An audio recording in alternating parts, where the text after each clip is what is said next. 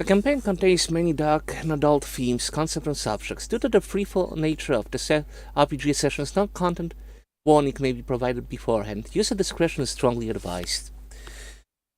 So, in our last episode of Whispers in the Dark, our brave party has finally met together after wandering off. Some secrets have been exchanged.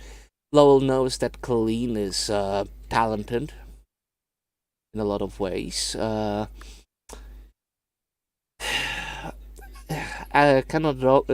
Dolphus, Victor, and Betsy have managed to take care of that outstanding bill they had with the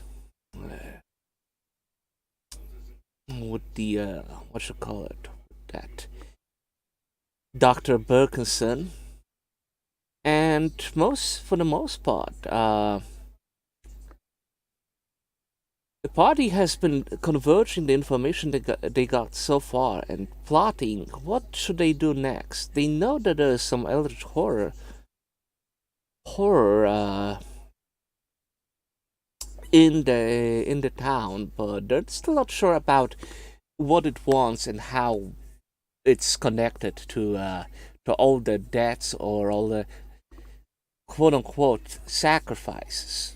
Oh, then they've been joined by Jean Delacroix, who has came out as a spiritualist and is willing to help them in their investigations.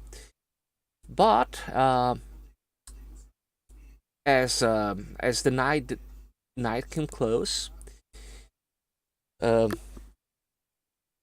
Jean, some of the party has once again split. Betsy has went to the lodge because her room was booked there by Mary Woodhouse, and she did hear that Mary Woodhouse, who is the cousin of of John and Stephen Alistairs, and the niece of the patriarch of the family. Well, she's gonna have a dinner tomorrow with some of the Alistairs. And Colonel Adolphus was also there, escorting Betsy to her location, and now he's standing outside of the lodge, ready to go back to the church. And in the church are miscreants: Victor, Colleen, Jean, and right now Father Christopher is somewhere else right now, but we're gonna get back to him as well. Well, Jean, Victor, and Colleen have been doing some things. Things they might have they shouldn't have done, perhaps. And that's where gonna find our heroes. Because that's where we're gonna start. Alright, so hello everybody. Are you very happy with what you've done? No. Yes. Okay. So. Oh, the consequences of your actions. It's fine. Well, okay. So. Doing great. So Jean, Victor, and Colleen are in the room where Colleen has used her photography skill to make an image of what she has seen in the spirit world. All right. So.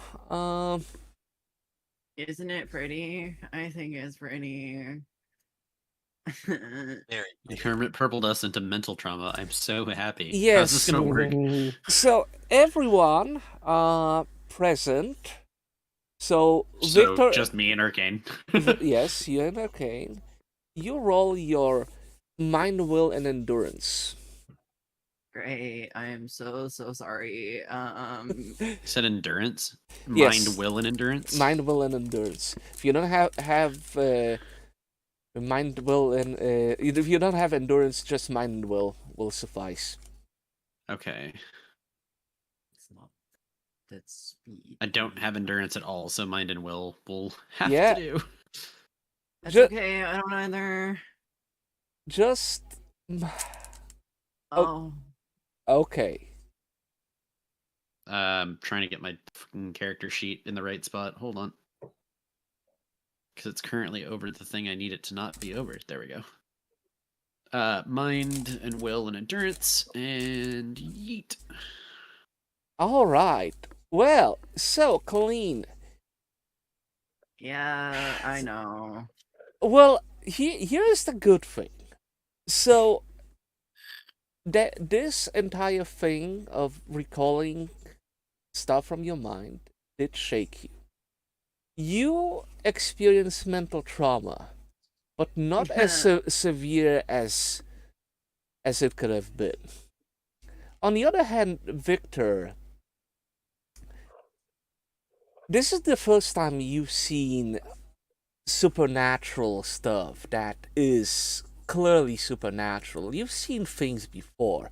You have no idea whether they're true or not, but I grew up in Louisiana, so I saw some weird voodoo You and see hoodoo so- shit, so- but I don't know if it's real or not. Now I've seen something that is very clearly real.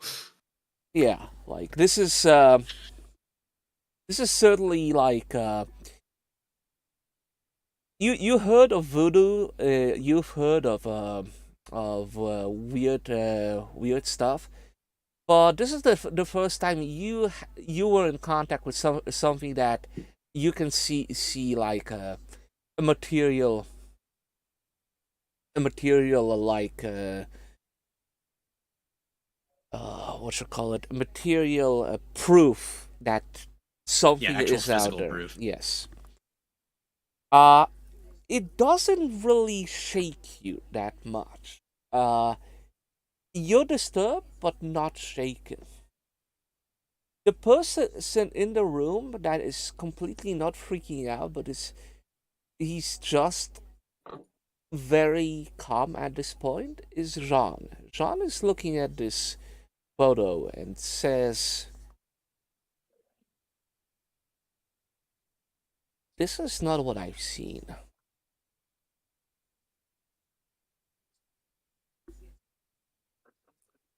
So you've seen something different? Yeah. Sorry, I had to step away for a second and back. Yeah. I had heard something about Jean not being concerned by this. No, Jean is not concerned, but he's also like weirded out. It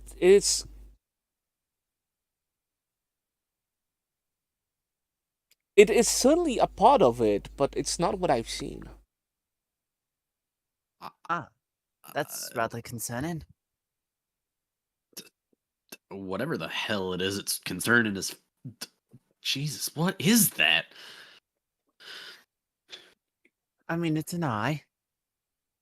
Well, no shit, Sherlock, but I mean, that's not not normal. It's an eye.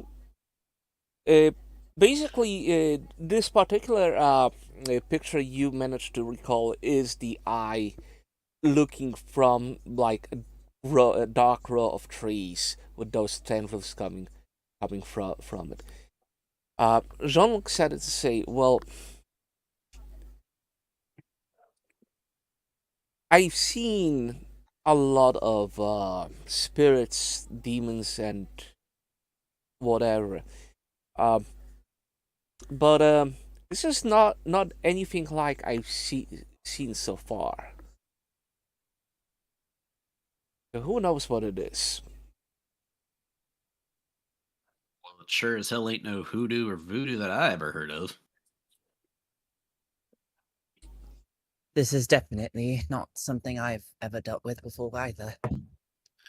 Oh, trust me, Mister. Trust me, Victor, I've dealt with law before. There are much more talkative and very much they very much love the flair. But given that you most likely come from those parts, you probably know that Creole flair to things. Holden says it's penchant for the dramatic. Mhm. Not wrong about that. But If that thing points back to the picture ain't normal. it ain't normal, and I'm very concerned that it is as big as I see it. I've seen big things, mind you, but I don't know how to even start from it. I honestly,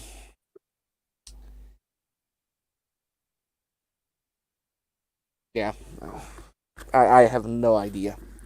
I I'm gonna go back to my place and I'm gonna try to see what I have in my notes. I have no idea where to even start with this one. Are you sure that's a good idea? It's getting pretty dark out there, and if that kind of thing is wandering around out there, I don't know how safe it is for any of us to be out. Ah, Jean insomnia, I've missed you. Jean shrugs. I've been I've been look. I was raised in French countryside. I've went through forests. I've went to the coast when it was moonlight. I'm not very much afraid of the dark. I ain't afraid of the dark either, but I sure as hell am worried about that thing coming out of the fucking trees. What the hell? I am now very afraid of the dark. Well, I mean, I can escort you both to your hotel if you want. Take both of you under my arms. As far as I'm concerned, I'm waiting right here for Adolphus to get back. I know we told him we wouldn't do any weird shit, but Well, you better hide the photo then, or else there will be time at the confessional for you, and I'm pretty sure he will love to hear about your exploits, Victoria. I will take the photo and put it in their notebook, and then put the notebook back in like a concealed pocket. By the way, that lipstick you're using, that's totally not your color. You should use something lighter. Oh, most definitely, but I wasn't going to say anything. Victor just rolls his eyes. Getting back to the point. Oh, Whether or not he wanted us to do this, Adolphus really should know about this. you know what? I mean, Tell him tomorrow, okay?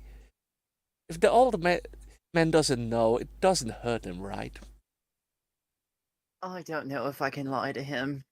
I think he'd actually kill me. I've dealt with priests before. As Remember, have I, but that man's different. I'd say. But if he was not from the clan, I would fall in love with him. Well, Oh, jeez. Well, Cal is if- just gonna walk into the confessional at this point. What? Come on. Just, upon seated in the confessional, Cal will be like, I have to agree, yes. Oh, jeez. I was cooking with this character. Holy shit. I'm just imagining right now that in a complete change of genre, that Whispers in the Dark is now just a reality show, and every time they do an interview with each of the cast members, it's inside the confessional. This is less Twin Peaks and more what we do in the shadows. Yeah, It is a pendulum that keeps going back and forth. pretty It fucking won't- much. Where the fuck did my notes go? Hold on. Okay, there we go. All right. It is extremely solid. Speaking of our lovely priest, where is he?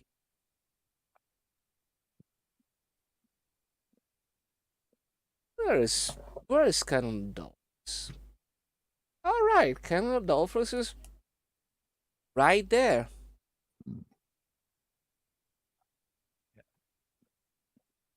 Right there in the dark.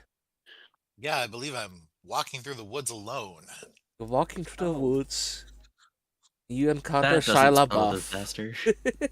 Oh my god. Actual cannibal Shia LaBeouf. All right. So I want to ask you, one thing, Corgi. You were given an item before we started this journey. Do you keep that item on you? Let me check my character sheet.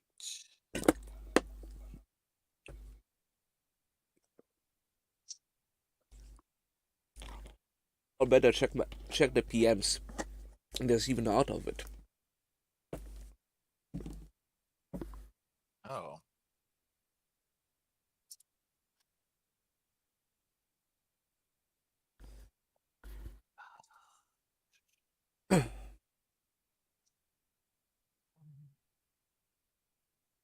The letter you're referring to, right? There was something attached to the letter. Oh, the necklace Yep. hmm or pendant? Yeah. Yeah, I would keep that on me. All right.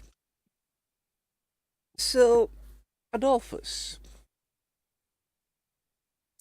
you're walking through the forest. Night is, well, you would say there is a little bit of light pollution. You can see that cabaret sign, like a lighthouse, drawing people near to the center. But it feels like you're walking through a canyon of trees. Okay. The night is incredibly quiet for. Not even insects can be.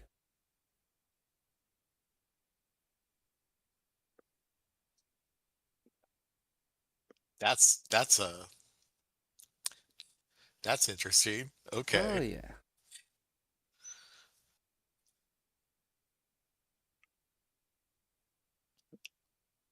Tell me, tell me, Adolphus, is there anything you're afraid?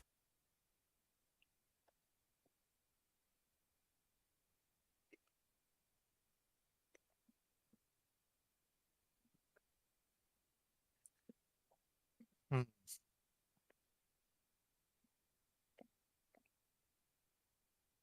Is there? Do you feel Yeah, that? I would say he's afraid of innocent people getting hurt.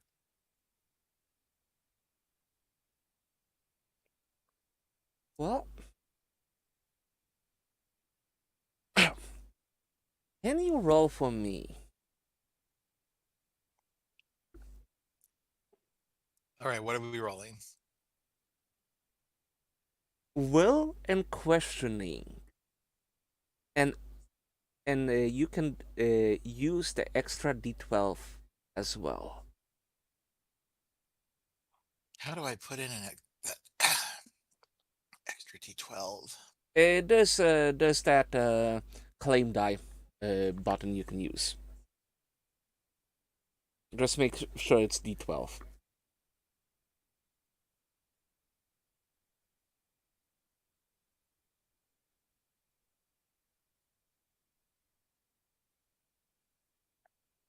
Yeah, I don't have questioning. I'm gonna roll it, and I hope it rolled right. Okay. And now I rolled will. It okay. looks like I need another D12. Yeah, you just press the like Well, the D12 is a 1, so that didn't help. oh, that doesn't help at all. But let's see how well you that's a 4. Okay. So As you walk, you're slowly walking. It feels to you that light in the distance is going away more and more and more, as you are not gaining distance to that cabaret sign. The monotony of those those power lines, as well as the trees from each side, is making it hard to judge distance. So then you turn back to wonder how far you have gone from the lodge. You find that behind you, it's exactly the same as in forward. It's, it's those power lines and the valley of trees on the other side. There's no lodge in sight. Okay, so there's an endless expanse of trees in front of me, an endless expanse of trees behind me, and I can't tell where I'm coming or going. Is I'm getting that right? Yes. All right. I'm gonna take out my rosary, wrap it around my right hand, and just keep on walking forward. Okay. Do another. Hold on a second. Skill.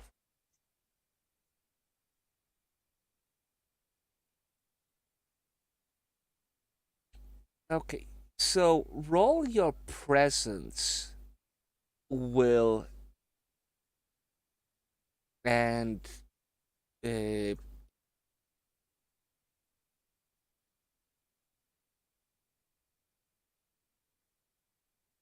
so yeah, roll your will and presence. Okay. Yeah, Do and I add a D12 or anything or not? yeah, but just use the claim button. Like there's like claim D12 button in the upper row. Aim, ammo, claim, extra, etc. That'll be Okay. under your skills. Yeah. Okay. All right. So that And if now I'm getting that right, that'll will and next roll. presence. Okay. You also crit that claim. Goddamn. Yeah.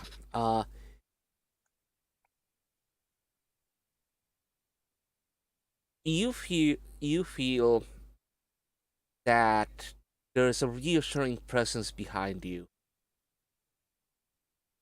as if you recall the psalm in your head, that as you walk through the valley of death, the shepherd is behind you. You are not afraid. After a few steps more, you come to the crossroads, right near the graveyard, and you can see the outline of the church dimly lit. It is certainly a weird thing that happened, but you have no idea why it happened. I have some clues. I think I can piece some things together. Okay. Adolphus is working under the assumption that the thing that Kalen saw might have tried to pull something on him, but Adolphus, being a priest, assumed he would probably be the best equipped person to deal with that, and he's going to assume that assumption was probably right, and whatever that presence was that was comforting, maybe potentially messing or preventing or foiling whatever the entity was attempting, would probably be divine intervention. Adolphus is just going to take that on faith, smile and utter in German that you're much too forgiving, and then go home to the church. Well, you arrive at the church and you see that Colleen and and Sean are in the confessional for some reason. I mean, Cal just decided to sit there, just yeah. Don't worry about it. They're just in the confessional. Oh yeah. Apparently. All right, I guess I'm just going to enter the confessional from the other side and ask if they need Oh. anything. You know what? You deal with this, Colleen. This is your fault. Bye. I was just sitting here, I promise. And it's just voice cracked, Jean, panicky. Bleat. Sean, no, you did it. You deal with it. Your Okay, you goat know how- impression is not great, by the way. You know how you told me not to do weird things while you were away? I did weird things while you were away. I'm sorry. Please don't hurt me. Child, that would never hurt you. Wow. Oh wow. What? Why? Wow. What? No, this is out of That was out character. of That was out of character. character. That was out of character. Okay. Was anyone hurt in whatever attempt you did? Not physically, no. I've told her she's playing fire. Yes, John, I'm very aware that I'm playing with fire, and I get it. It's a problem. I'll stop. Maybe, probably not. Probably not. Victor's just at the Victor's just at one of the pews, like sorting through the information that they had been going through when the spirit photography thing happened, trying to kind of organize shit. If you are not wanting to make a confession, we can have this conversation somewhere else. Oh no, it's fine. I may have printed a photo of the monster onto a photograph. You're welcome. And she bursts out of the confessional and starts walking towards Victor. Well, that's what she did. Yeah. I see. Okay, I suppose I should probably have a look at that. Um. Well, while we're here, is there anything you've wanted to say? Jean snickers. Well, if I were to confess about anything, I would make your ears bleed. You would be surprised. By the way, I wanted to apologize to you earlier for what I said in German.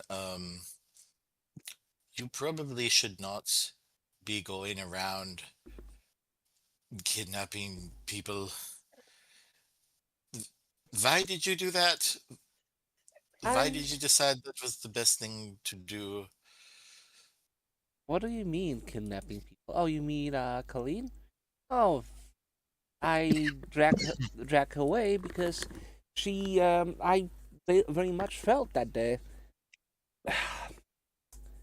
Okay, so I don't know. Look, okay. This is I don't know how to put it. Like, don't take this as blasphemy, but I was told basically once that that gift, like the ability to contact with spirit world, that's a God gift, and I should cherish it, not use it for wrong things, right? I can sense when things are wrong. When things got wrong, I assume that probably Colleen was doing something to piss off the entity, and I was right. Well, disturb, better off. I don't know what the entity's deal is, so I seeked her out and tried to, relay the fact that uh, you might be in danger?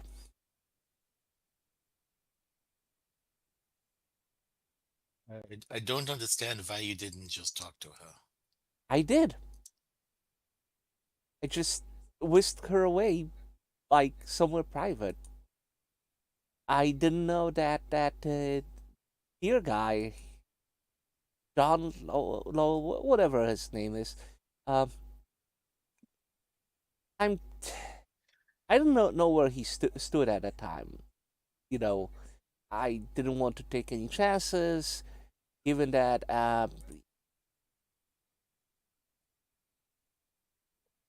Okay, look, I don't know how people. Most of the people I know, uh, treat me as a curiosity or a charlatan at best. Not many people believe in the spiritual stuff. Some take it really as a curiosity. There's few true believers, sure, but most of the people I deal are older folk that just want to know where the family member has buried money, and honestly, that's just wasting the gift on someone who's consumed by avarice, in my opinion. If I were to help folks, well, I'd rather be helping folks, not like. With chloroform? Hmm? With chloroform. Oh, I didn't use chloroform. No. Well, what did you do exactly? Oh, we started drinking. Oh, you mean that? Yeah, we started drinking at the cabaret, and Khalid is a lightweight.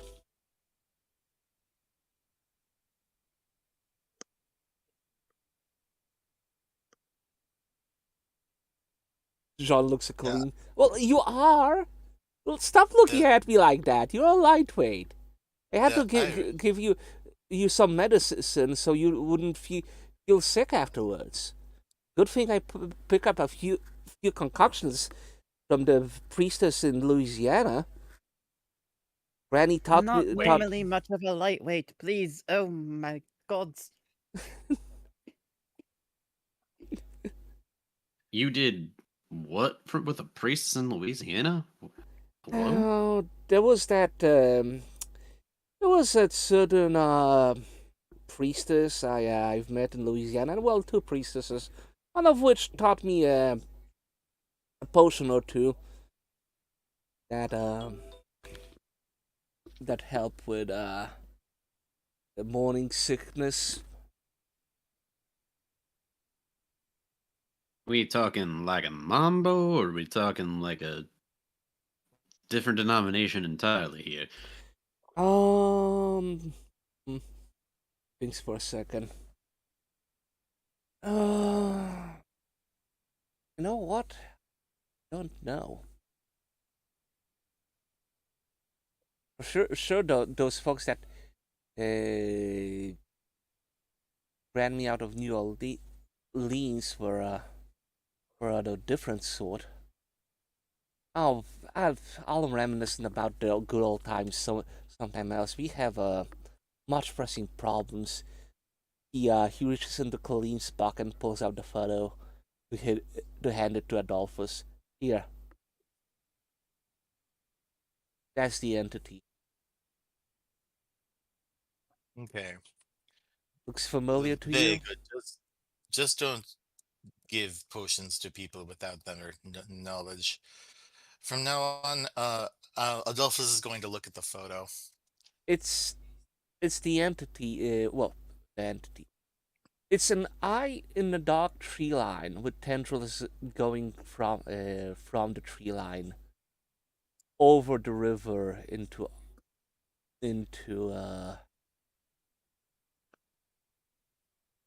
towards the direction of the town. You kind of like the photo is a sort of a more of a panoramic view. It's a little bit distorted too because it's sort of like more of a memory than than realistic recollection. Okay.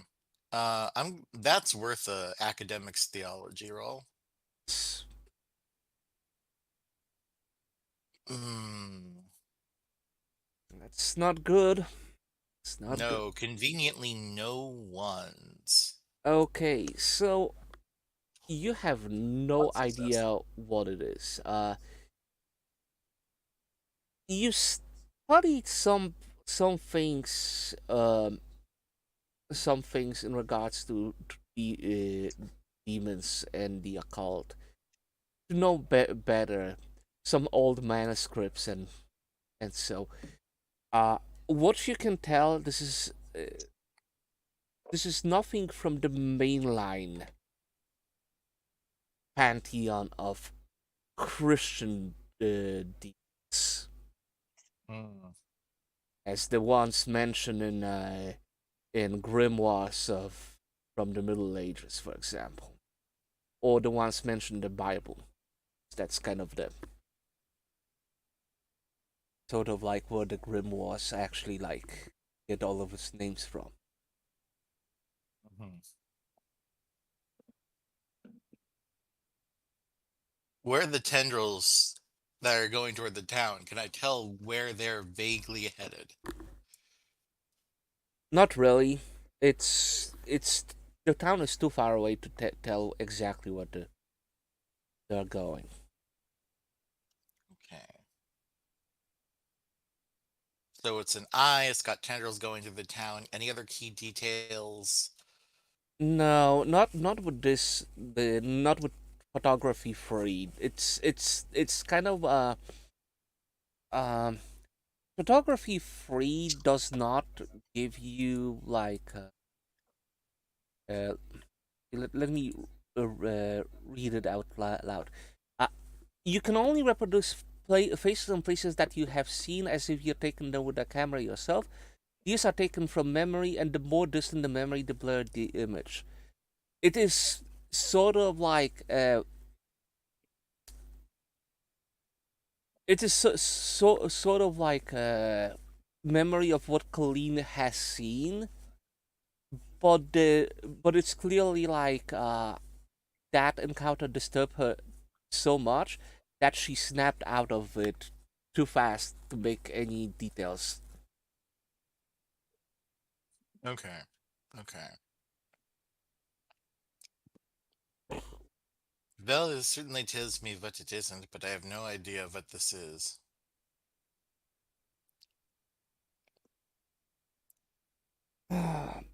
you know, Father, I have a plan, Jean. How about we meet at the church first thing in the morning? Maybe we can we'll have a clear picture sure after we have a good night's sleep. I think so. I do have some things I'd like to show you and maybe Colleen tomorrow. I think learning more about the town's history might give us some clues as to what this could be. But that is for the morning. It still don't make no sense that they have no record of this place's history before this town was built. If they Something have no about record, that specifically don't sit right with me. Yeah, they obviously that's lie. this is very uncommon. Even before that, a lot of places at least have history related to some native Indians here, and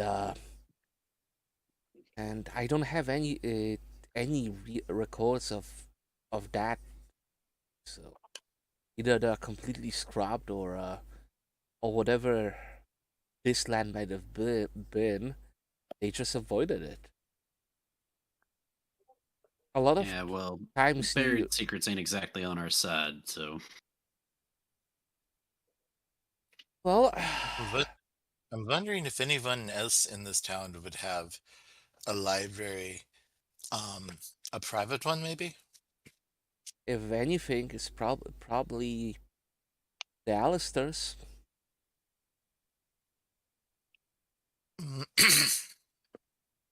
I've I tried don't know. tried to get in the manor. I was told not to bother any of the Alistairs. By who? Well, the god, obviously, at the mansion. Then again, I didn't really try to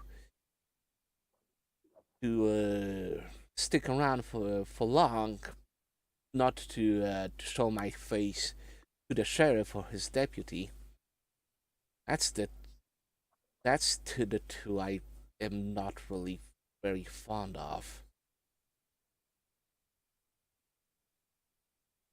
If anyone's on this little charade, it'd most likely be the sheriff and the deputy. Especially if it involves highfalutin folks. I'd bet good money on that.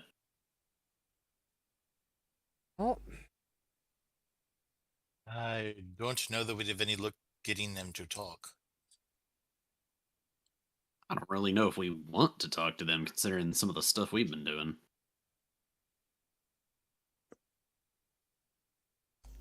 Maybe not. maybe not. Jean stretches. Well, I know about you, but I want to go back to my place. I couldn't agree more. Victor kind of rubs the bridge of his snout. Little rest do all of us some good. Get back here in the morning and start fresh. You two should be okay going back to the hotel alone. Do you need an escort? I think we'll be fine. What about you? Oh, Sure, fine. We'll fine. Well, great. Yes. The two of you would be going together, right? Of course, we're at the same hotel. Different rooms, but right next to each other, so it ain't like one of us can't holler for the other. John, where are you headed? oh, around. He looks Victor at raises an eyebrow at that.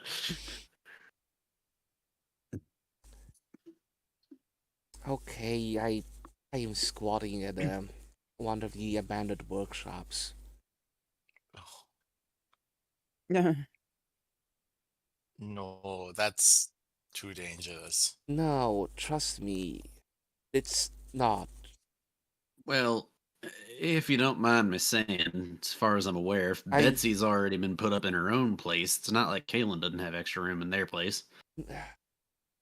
They did This order a is 2-person very room after all. Jean shakes his head. No, it's not that. Look, I need somewhere secluded, so people are not weirded out with what I do. Just looks at Jean, looks at Kalen, looks back at Jean, looks back at Kalen. Okay, do you really like? Okay, look, I know how to protect like a living space. Okay, I draw what others would consider weird symbols on the walls, spread salt in the corners, etc., etc. That is not a thing that hotels usually permit. Okay, that's Why don't you just stay here? It's already consecrated, it's protected.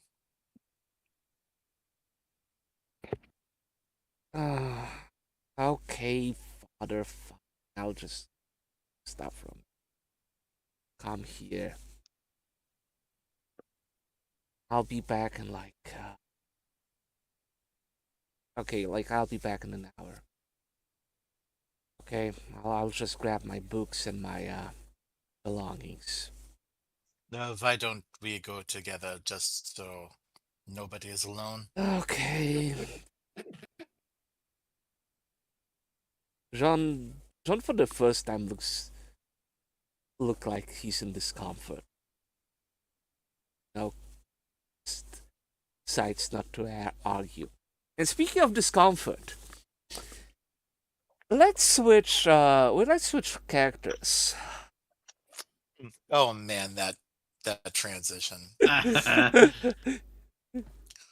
Well, To Betsy, right? Mm, To Betsy, right? No. As you finish reading the passages from the book, standing naked in front of Victoria, she looks amused at you. There's, I would, I would, I would assume that Lowell, if anything, was blushing, but there was no other reaction from him. Not really, no. He's there's been there's blushing, there's eyes growing wide, pupils dilating, and then at some points he just stops and just looks at her.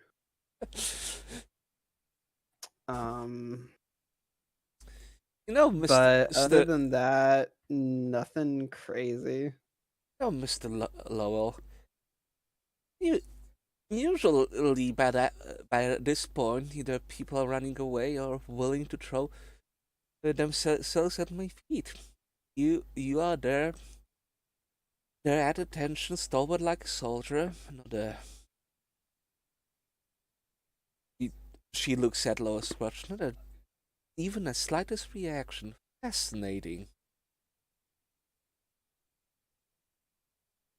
I'm thinking that maybe like there was like a little bit like I'm not gonna say he's such like he's so like super powered ace that like there's completely nothing, but I feel like at some point like she gets like an oh, and then he reads something insane and then it's gone. Forever lost. He just kind of shrugs and closes the book.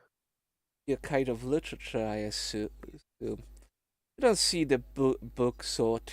You look like more like a man of action. I mean, I do both. Oh, really? What kind of books do you prefer? Most of my clientele from around here usually likes two kind of books, either encyclopedias or technical manuals. They're not really fond of fine literature.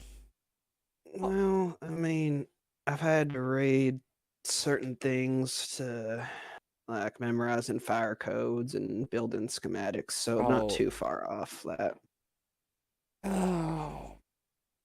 She sighs, stretching it out on the couch. Oh, see, this is the problem with this town. It's boring. That little oasis of pleasure I've made up is just populated by people that don't appreciate it. I was hoping with a little bit different, but then again, at least you don't look scrawny. What was that last part? You don't look scrawny, like my usual clientele.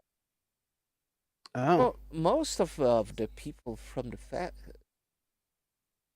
factory, at least the ones that are permitted into my little club, they have the money.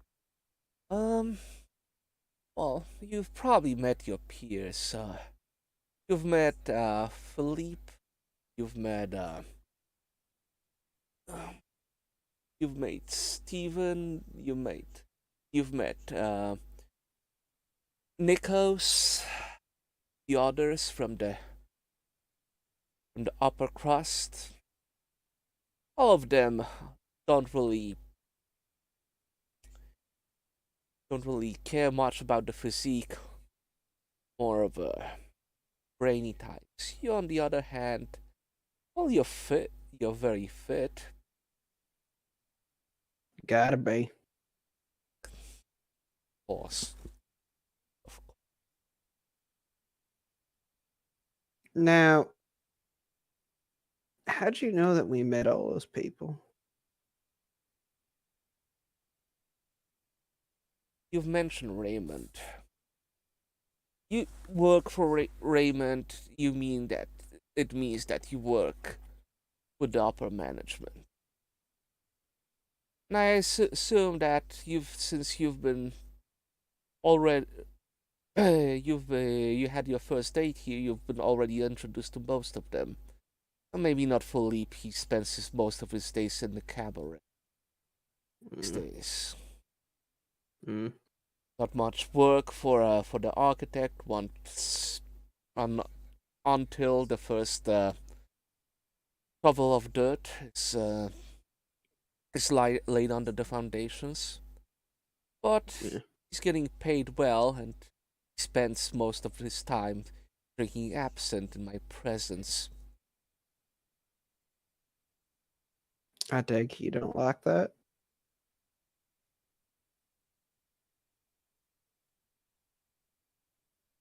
Rance had a stereotype he would be it.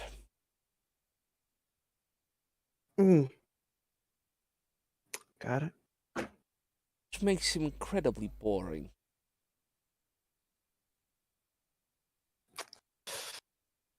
Well, sorry to hear that. Oh. You're amusing me so far, so I'm willing to give you what you want for at least for now. Now tell me, Mr. Lowell, what exactly do you want to know about this? I'm afraid I cannot really tell you much about Raymond, given that most of the time he spent at the factory, and when he came back home, well,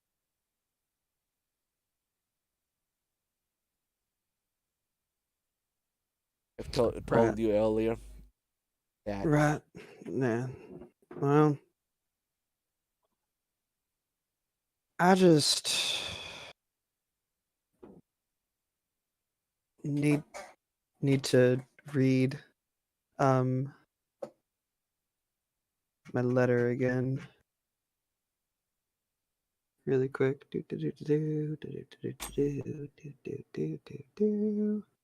Meanwhile, as Lowell is standing there, I take standing at attention still, or did he like You know, lose his stature a little bit? I think that there were points when he was reading where it definitely like I think his shoulders kind of Something slumped when he stirred. got to some of the more spicy bits, and then like he probably looked at her and he's not like completely stiff in more ways than one. Damn. Like, There are ways to fix that. I think he started to at first, and then like he just kept going, realized that he wasn't reading like a different book, but yeah. Anyway. Well,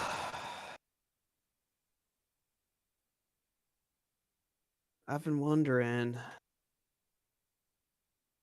just anything seem off about him? Anything that would give someone the creeps? Oh no, you're asking an interesting question for someone like. I kind of figured that. Well,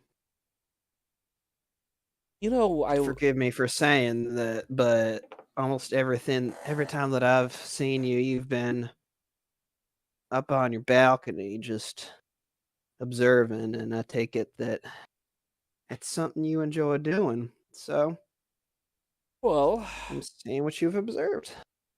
when I still had my place in the French border, that's what I used to do. I stood on the balcony, saw what was going on in the busy streets of New Orleans. These streets are not busy, nor do they have such colorful folk.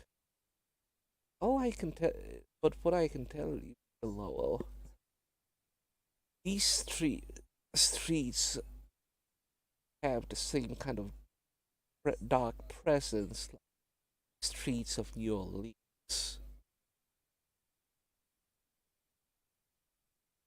I used to know priestess or two. Even though I dabble in philosophy, other ventures, I always took the religion of Louisiana folk as something more of a fancy than a mere superstition.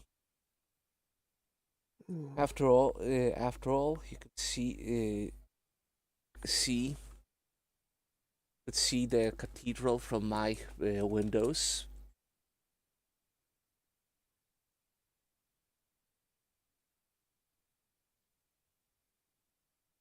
So, if there was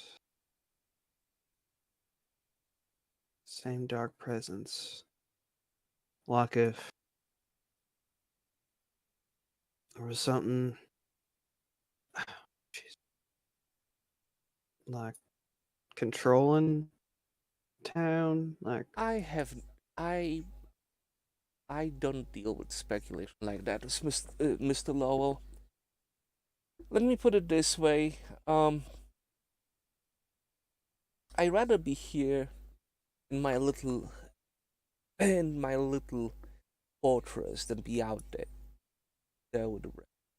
And given my operation is somewhat illegal, I'd rather not interact with the sheriff or his lackey, that dumb mayor. Well, I guess that makes two of us now, given what you told me.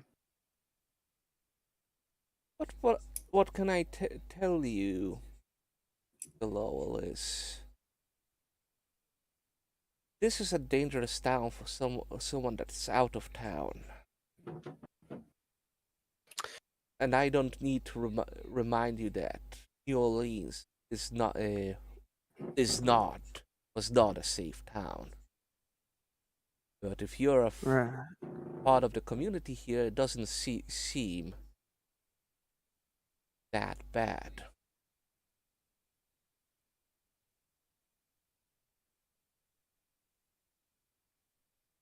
Yeah. All right. Well, There have been accidents, Mr. Lowell, of towners. So I heard. I don't believe in accidents. she sees him snap to attention.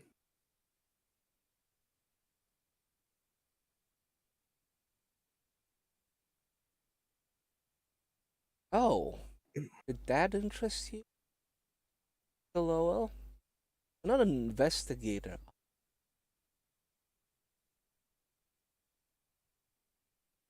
Well, by profession, See, I'm inspecting. I'm inspecting, ma'am. I'm also inspecting. She looks you up and down, mostly down. He shrugs and kind of does. He just kind of motions like, "Yep, She it's- snickers. She snickers. there it is. It's right there." She snickers. Well, Ta-da! There it is. He snickers. So I was right in my assumption that you came to this town to investigate something. You're not investigator by trade, at least the private investigator kind. You're here by choice. You're here by choice. All I can tell you is you have to stay away from the prying eyes of the sheriff and the mayor. Mayor too. Well, we put it this way. When I bought this property from him, I can tell you that his major concerns is keeping the Allisters happy. And as long as the Allisters are happy, he's gonna get elected. That man is as shallow as a puddle in the desert. All he cares about is power. And he has no power in this town. I'm But guessing the Allisters are the ones who, and not those being the Allisters. yes, of course. Now, see, all of the Allister children, I would say, they look like decent folk. While Patriarch and the Matriarch, now you have to watch about these two. Alderman Noah, he seems like a man that has blood on his hands. Came from a different time, from the era of the robber barons, the Gilded Age. But I can tell you, perhaps his heart turned to flesh in the last few years. His wife, Mr. Lowell. If you think I might look like an evil woman, I can tell you. To her, I'm not. That's not a facade.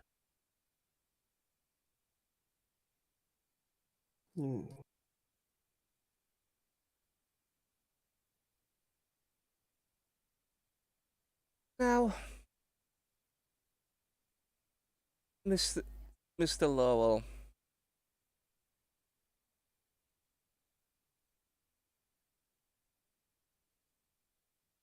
I hope that all of the information I'm giving you have the idea that this is strictly confidential between us, right? Oh yes, ma'am. Someone already asked, and I had to, and I didn't tell him nothing. Well, here's the thing. It's best as someone employed, and that you're stupid. Don't see the obvious to what's wrong with this town.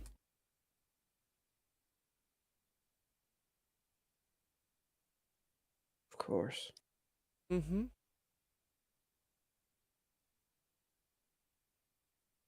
So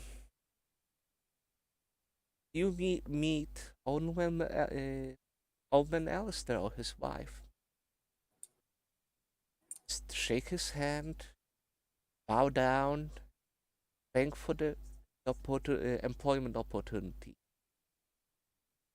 Even if it's Raymond that hired you. Seems that old man Noah doing everything to make his son-in-law happiest man around. Doesn't seem to me like he's doing a great.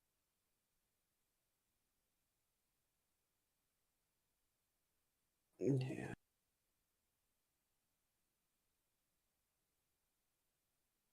Now, you were also wondering about accidents, and I cannot really tell you much about other than what I've heard at my club. I heard that every now and then there was some out of town person that came around, and well, fortunately they didn't find their fortune here. But given that, this town doesn't have organized crime, casino, be weird. People would, you know, die like that.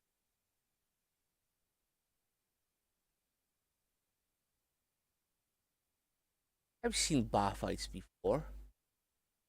I can tell you, no matter how someone is a mean drug, they're not trying to kill. Usually they stop when the other party is lying they're bloodied, or have someone pull them off before they get too nasty. Right.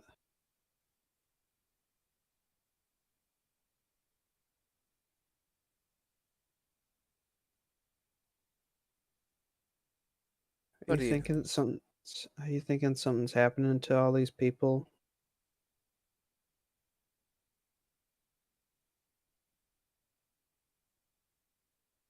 All I know is that even though I really don't mind living here,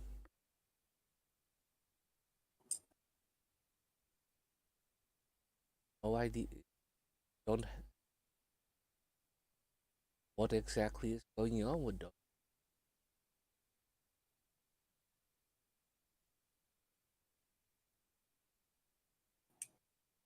I don't trust an out of towners enough to make money of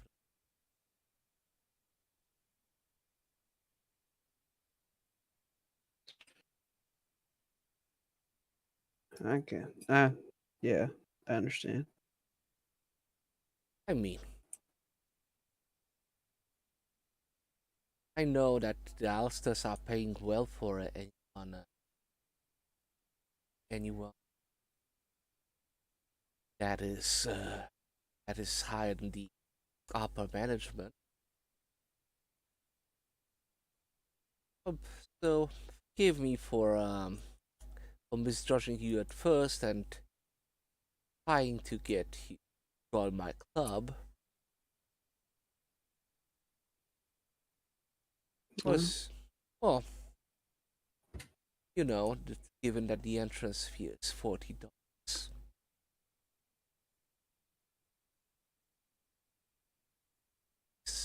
He smiles at Lowell really wide. Remember, $40 is a fucking lot. Yeah, no, he his eyes go wide and he kind of inflates his cheeks like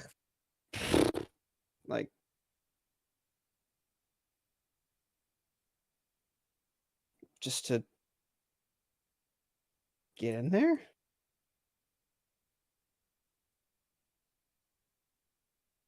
Does anybody really quickly want to do calculations? I mean, Mr. Lowell, we have the raunchiest films important for fans. I have Fresh Absent from Bohemia. And there's a selection of playful activities. You prefer to get lost in the world? I even have some hashish straight from Persia. Those things cost, though. You have to understand.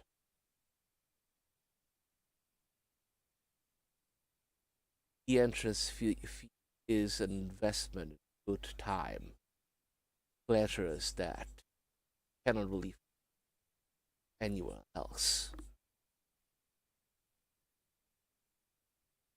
Well, that does make a lot more sense, yeah. Mm-hmm. Because you're the kind that would enjoy those kind of frivolities. Well, truth is, I don't really know. Might just a lot. Not something I really do on my day to day. She she gets up from her couch and puts her arm around you. She, well,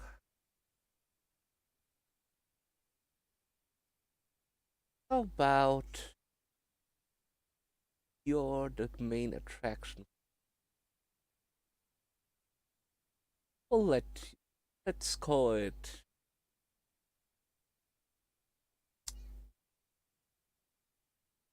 a tryout.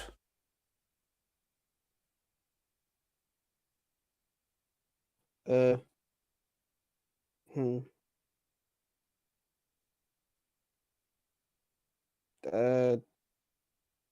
I mean, yeah, I suppose it's fair. You gave me information. And that's part of the deal, isn't it? No, that's an offer. Part of the deal, Mr. Lowell. Well,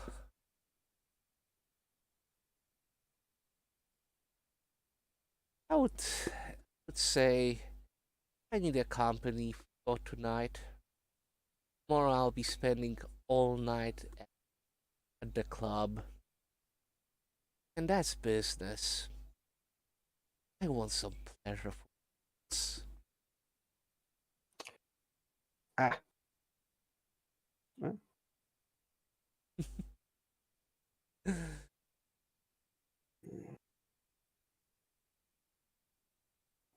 Oh. Hmm.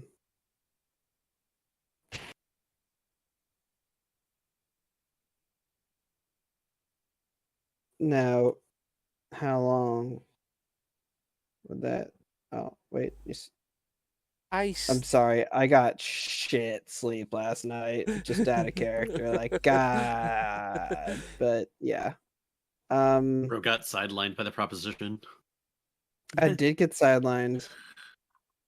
well, Mr. Lowell, I assume you work at the factory in the morning shift, so I'll I'll be gentle on you. You're getting at least some rest before you have to. How about that?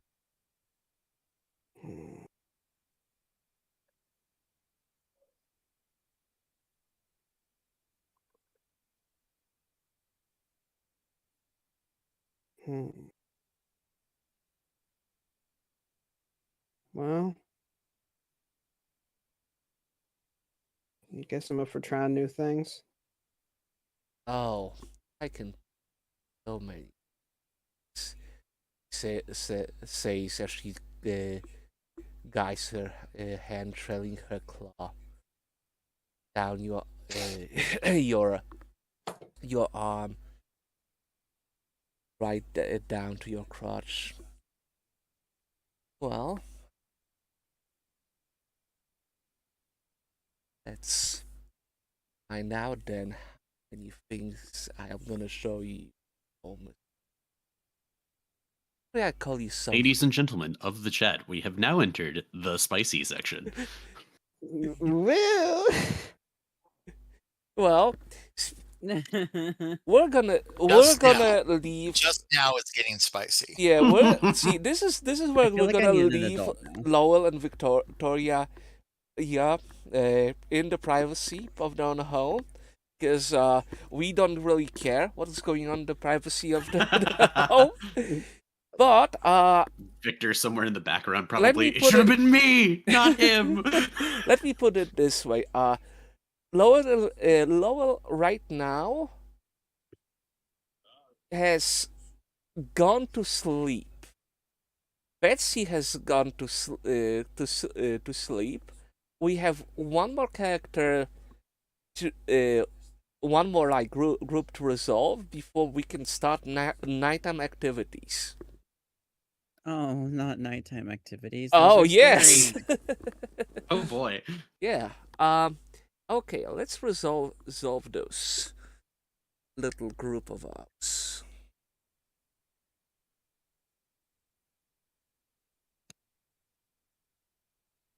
So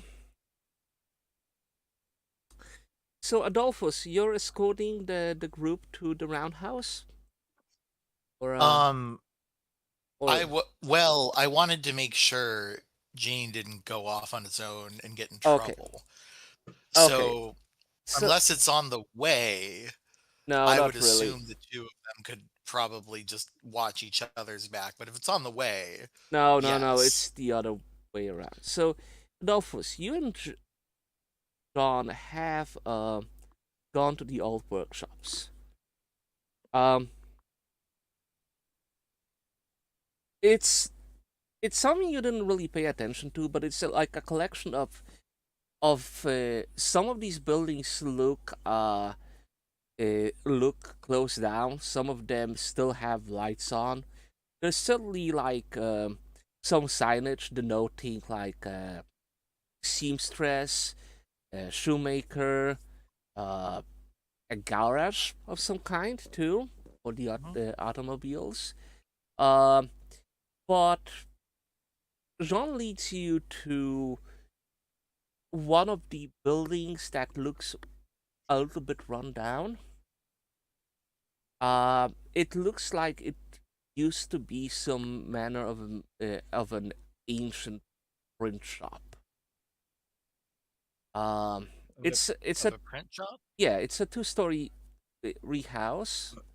The entrance is boarded up, but John leads you to the back where there's a window with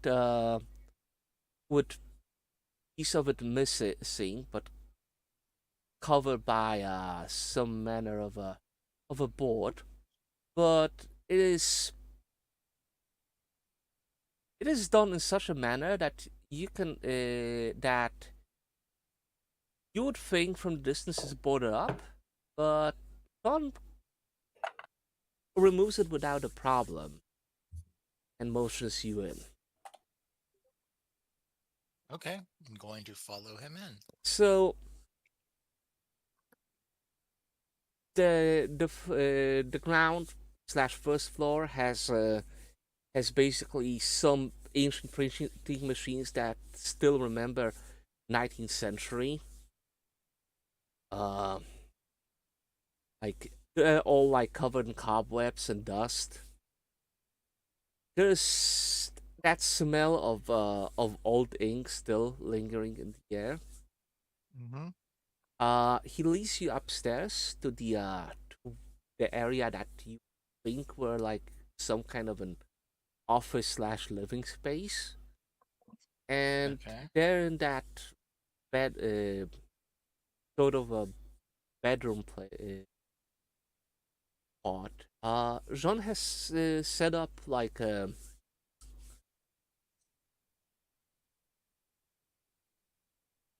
sanctuary of it. So there's currently extinguished few candles. There's actually roll academics. Roll your academics. Mind and academics.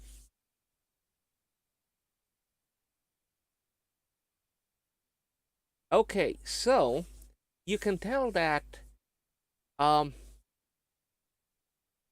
this is this is very much a mixture of what you used to find in old medieval texts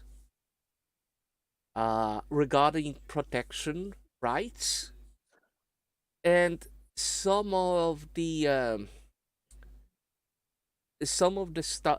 stuff that is associated with with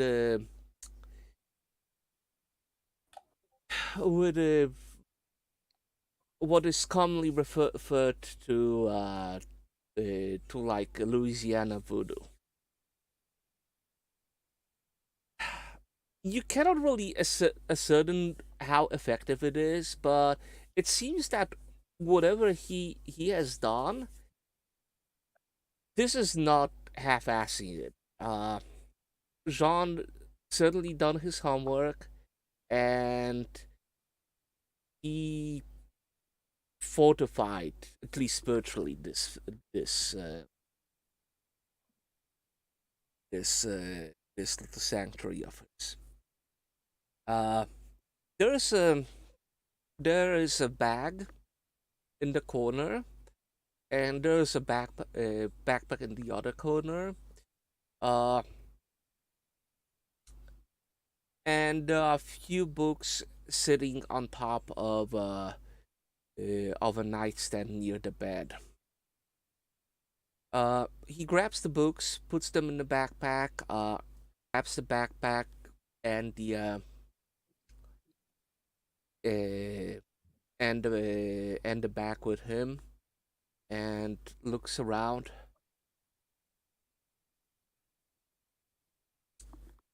Mm, I guess, I guess, I guess that's everything I need.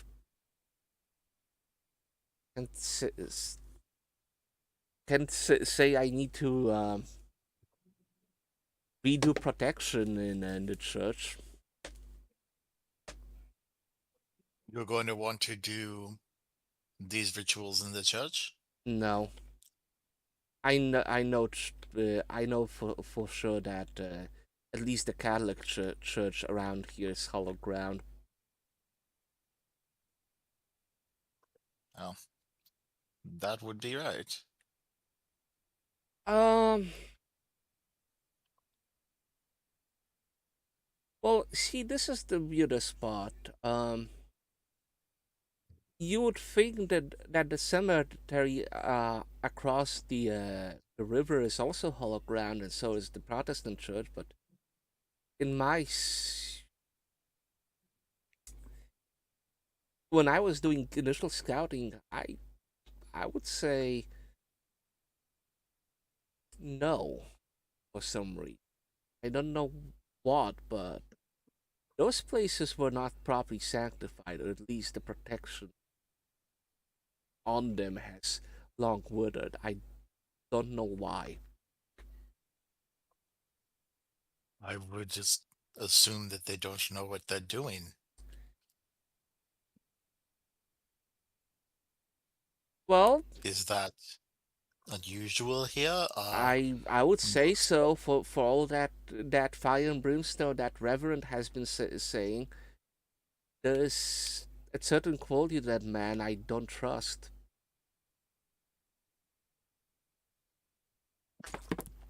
In your experience traveling around here in this country, most of the Protestant churches hollow ground? I would say the fate of the people in those churches, even if it's misguided, provides enough of a sanctuary to shield them from evil. Now the question is, if their intention is evil to begin with, whether that's still hollow ground or not. But Could you repeat that? I said like whether that intention is evil or not. Remember this this country is has a certain problem with tolerance in some aspects. But a lot of these people's fate is just pure. Then if it's misguided. Uh Now the problem I see here is that Father Christopher is a man of pure faith. I cannot say that the same for Reverend. Interesting. So you're saying it feels unusual to you. In a manner, yes. Look, I've been to England. Anglican priests are not the bastions of faith as the ones were historically, but there certainly was more faith in them than in the good old Reverend over there.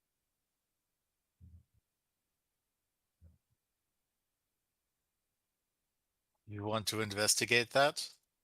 I was trying to. How do you think we would be able to get in there? I don't know that the Reverend was going to trust us. Doesn't trust anyone out of town. Even other Protestants? Even not the there's a strange thing about that.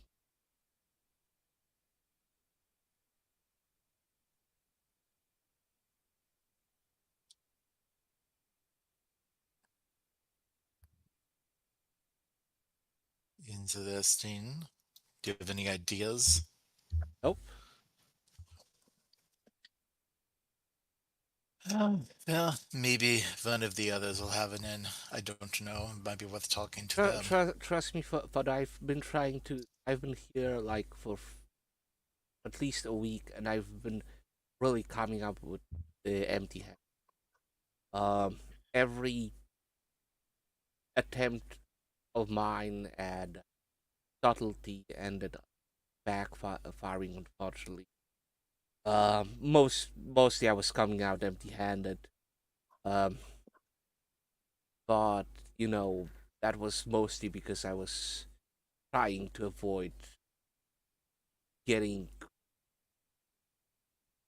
locals to notice me. So I mostly, try to appear local enough.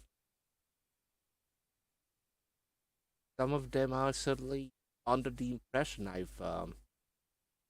I've came in to settle here. Slowly working.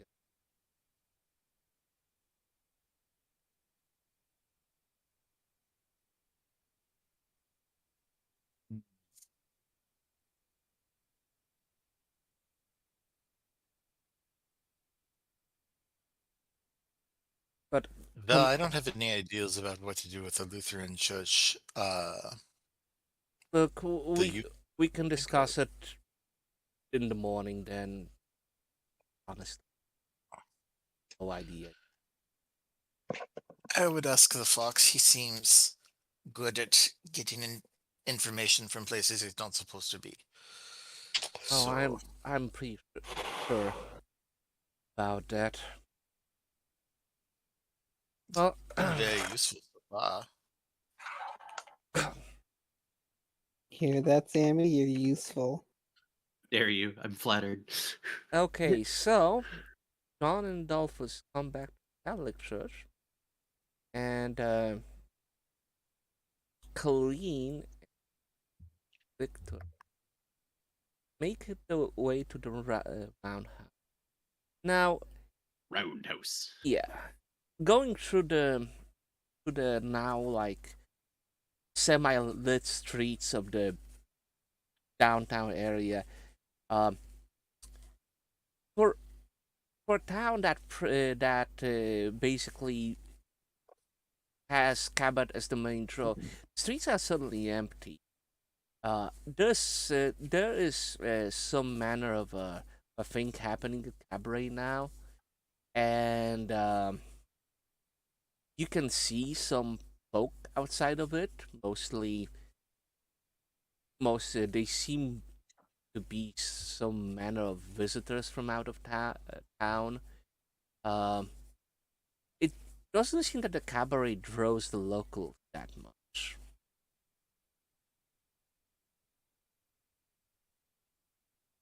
You do pass the roundhouse bar that is now filled to the brim with the local clientele.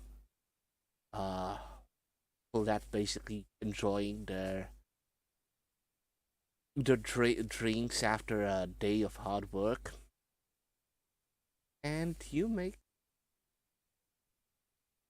it back to your hotel room. You picture for that even. Grab just here. Yeah.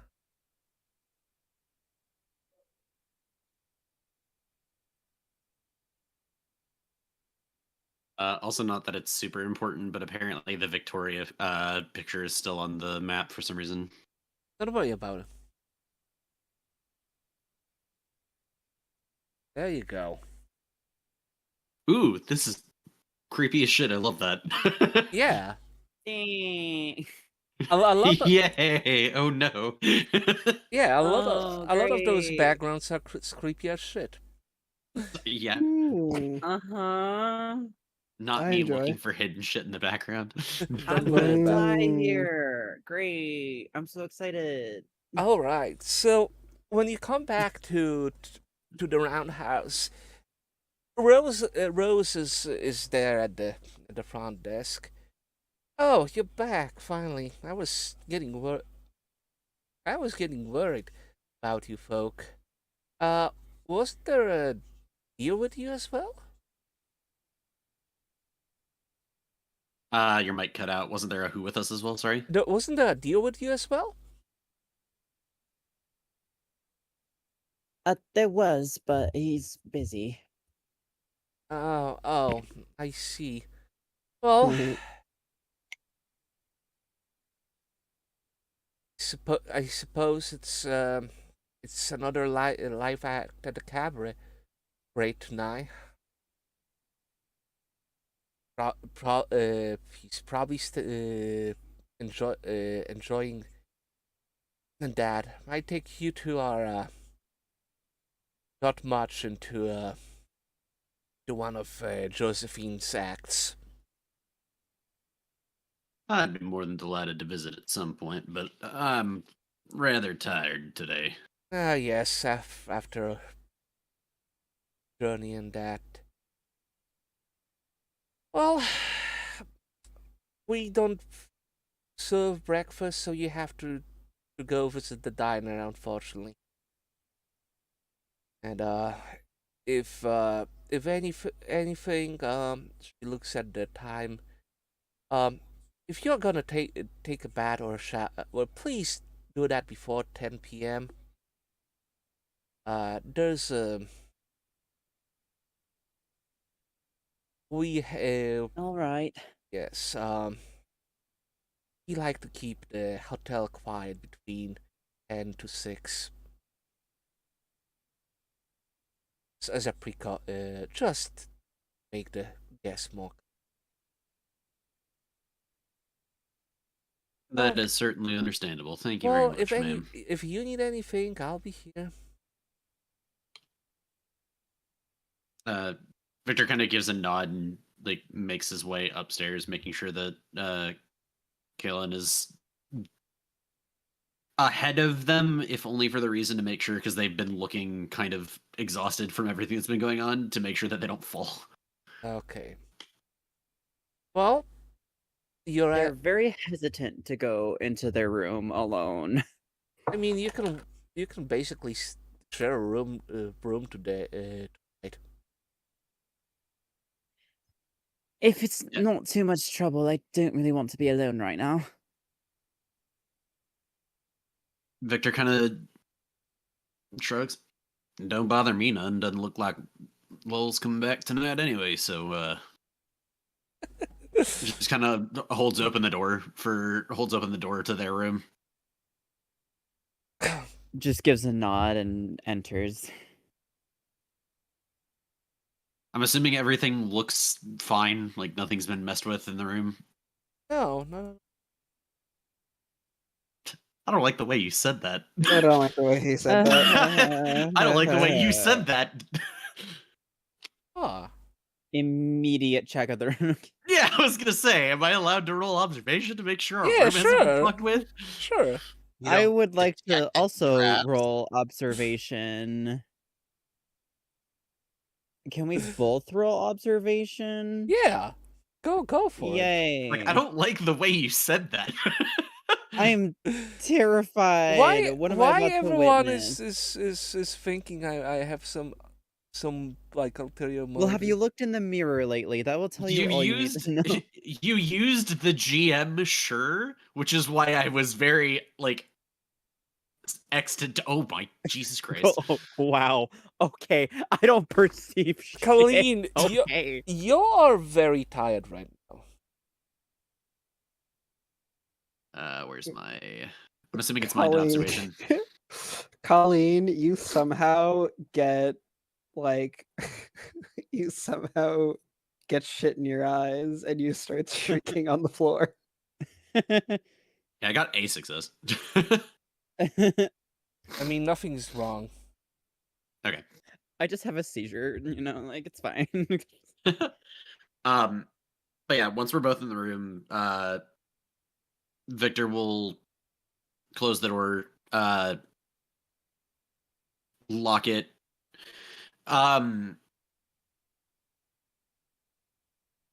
Just looking around the room,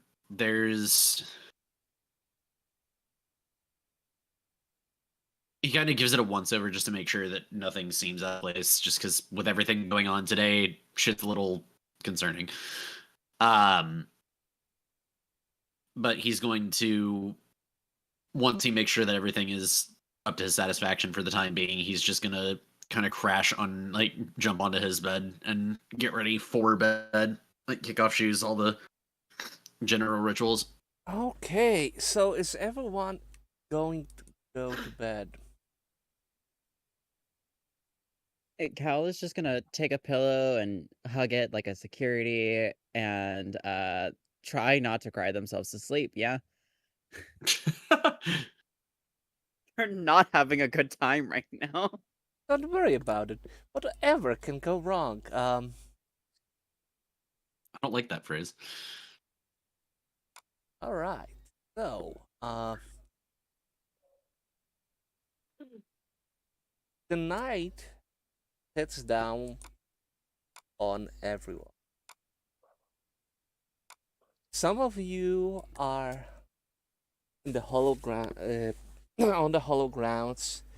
Some of you are in places that might not be affected. For those of you who are not in a safe space,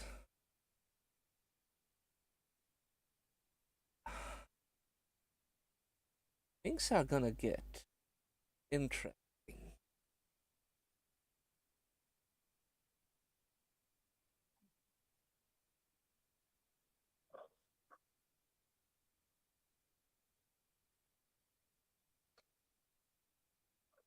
You know what? I'm gonna start with someone. I'm gonna start with Betsy. Betsy, you went to bed. You were very tired from your journey. You drift off to the dream. And find yourself this place. You see the ocean and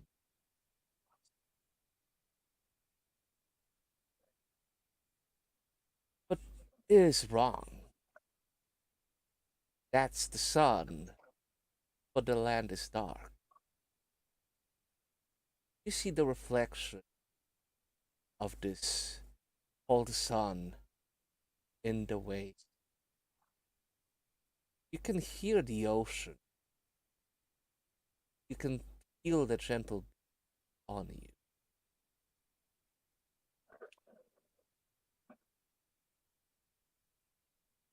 It feels familiar.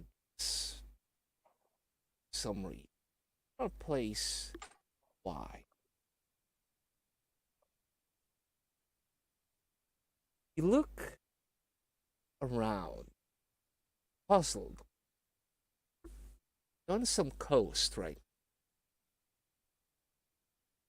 Then you turn to your side.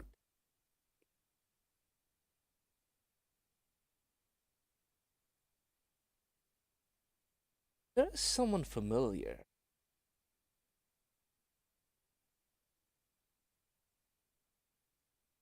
Sitting next to you.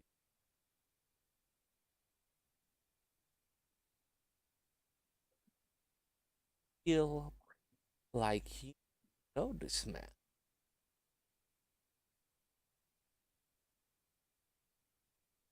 You more than know his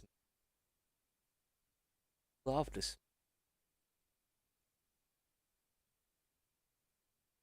Do you remember? Darling? Did did he love you back?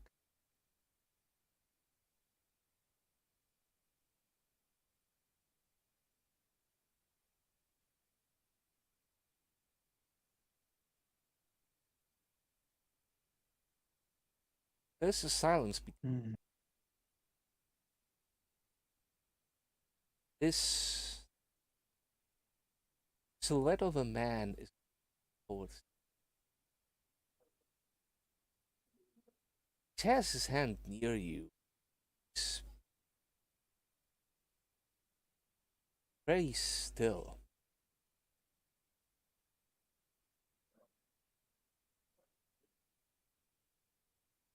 Too.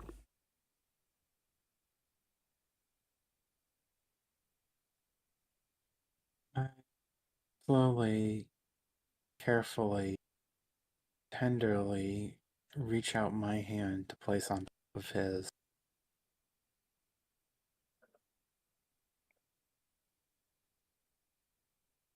There's a warmth that unpleasant feeling. This bizarre place going away. Doesn't turn towards you.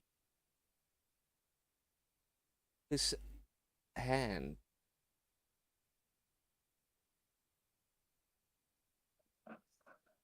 does respond. Gently grabs your.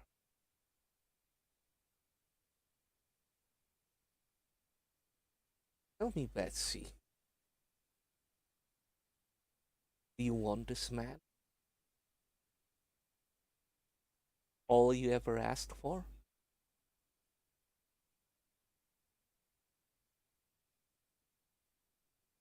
With all my heart. You feel the shadow turn towards. Still cannot see those features of.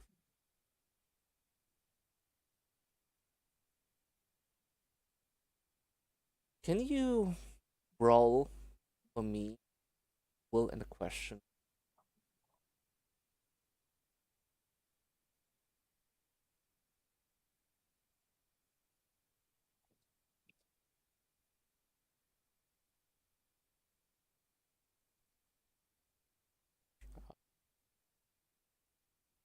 Well, don't question. You lay into him the most pleasant felt. Once you feel fulfilled, whatever this entity, this cold shore, this place beyond time, you make the sweetest love on that awful shore. Smile as your eyes are closed, because that dream is sweet. Something, something. Now,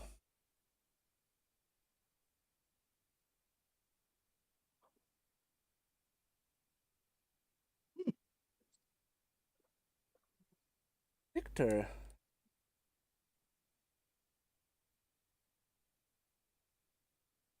what is this place you're in right now?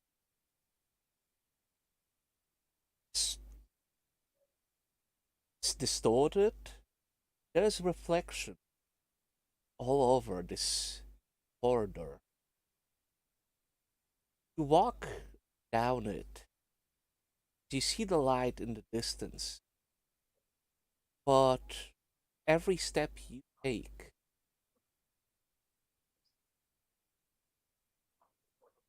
well, you see reflections.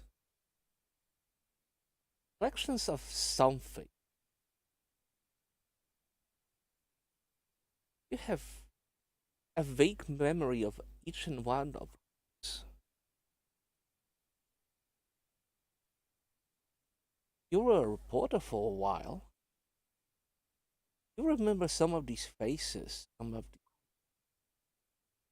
they are distorted, like a mockery of things that were things that you wrote about.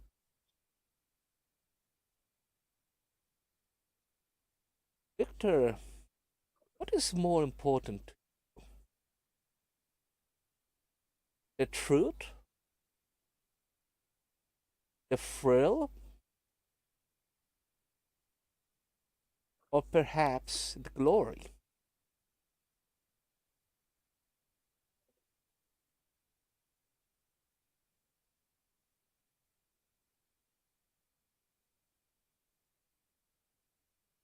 I think at one point for Victor, there wouldn't have been a question between those three options. At a certain point in his life, glory would have won hands down, no questions asked. The fame, the recognition, consequences be damned. If he got what he wanted, then there was always a way. But with everything that's been going on since he's gotten to this town,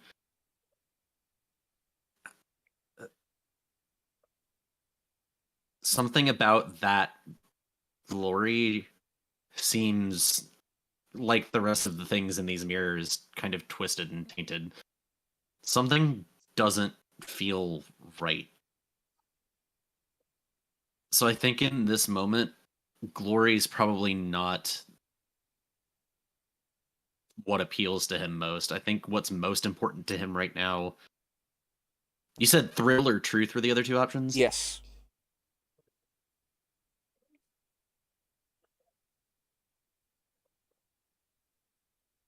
I think he wants himself to save truth, but deep down,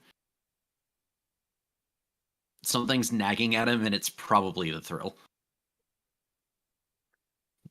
The rush of finding out the truth.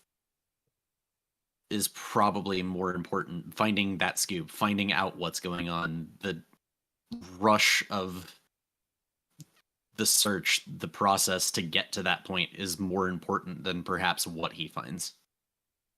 Roll your questioning and will.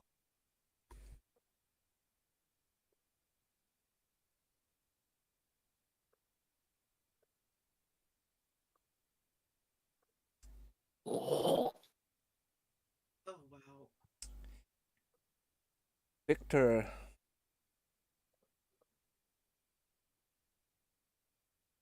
a reflection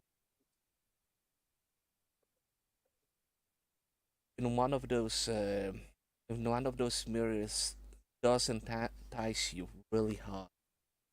It is you. You're at an awards show. It's you, the journalist of the year. Can't be. Or is it? Might be. All you have to do is just reach out. Want that award. You put your hand on the mirror. Really want it. Feel that hand of you sink. But it does. You don't care. Want it. And as you sink further into the mirror, you find yourself in the suffocating blackness. Own doing. Own pride. Own. But it doesn't matter. Just clutching in your hand is that God's gold statuette. Prize for Victor Sinclair, Best Reporter of 1927.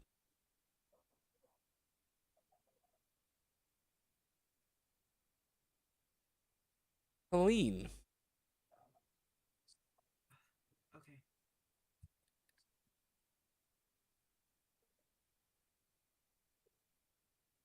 you're in a place somewhere.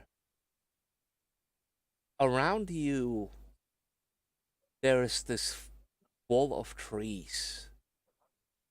You can barely see it. But in front of you, there is this well lit circle of stones, ancient writings to. Your mind is too muddled to identify it. It's clear that there are some forces here from beyond time and place.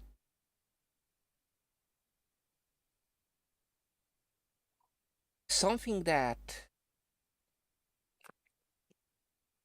you've read once about your books. Helene, do you approach the standing stones?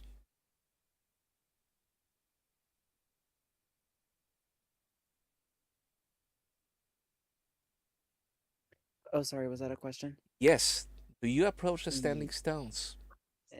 They would. They would absolutely approach the standing stones. Oh. Side of the standing stones. Man, Find that is not a man. someone you think is a man, but tells you that this is not a man. He's holding a straw ball in his hand, toying with it. On the forehead seems to be some manner of a slit. He's mumbling to himself in some ancient tongue. You think he heard one.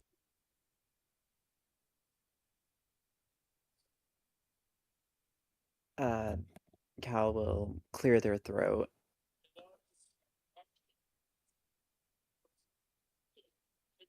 The man is still.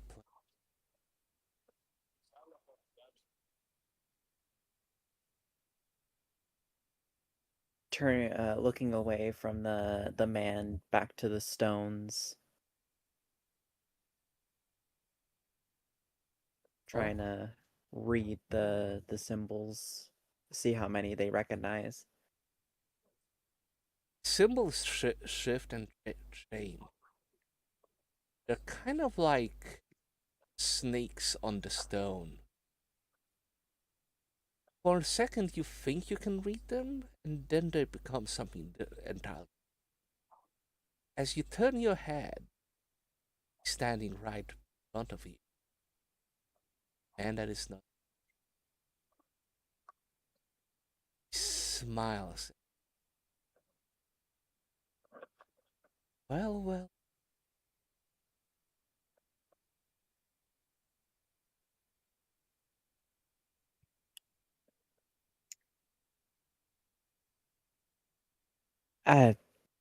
Who might you be?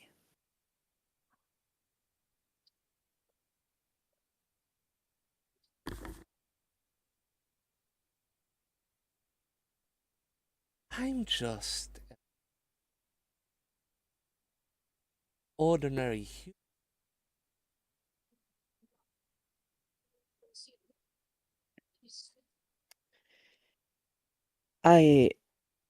We both know that's kind of a bold-faced lie. It's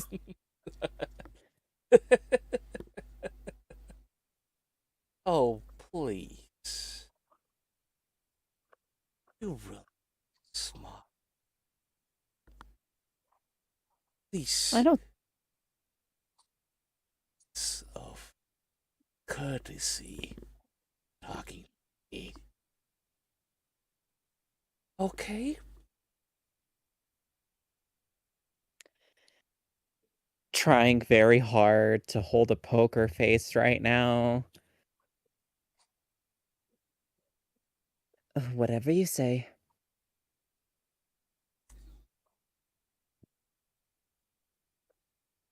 I do.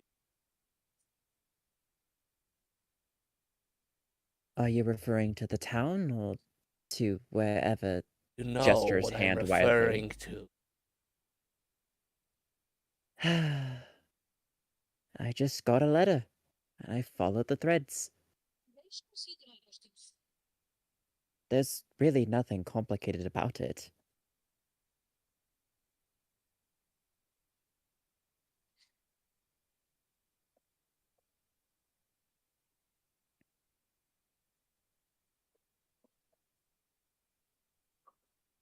Brings that dull tension.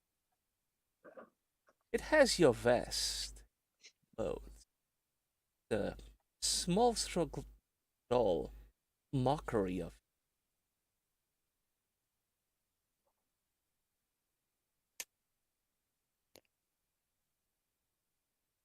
I see you are quite a fan.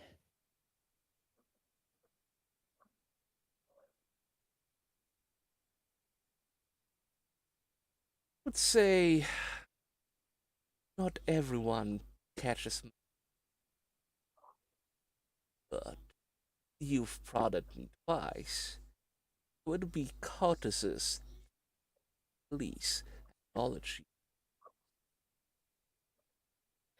Oh, so you are the thing I saw out there. Interesting.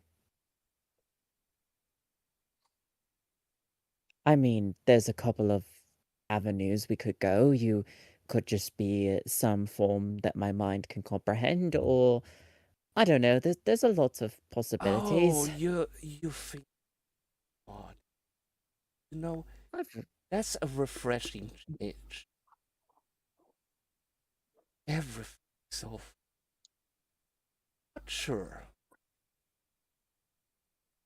Well, considering that I'm here, it would be a waste to just fall to the floor and cry.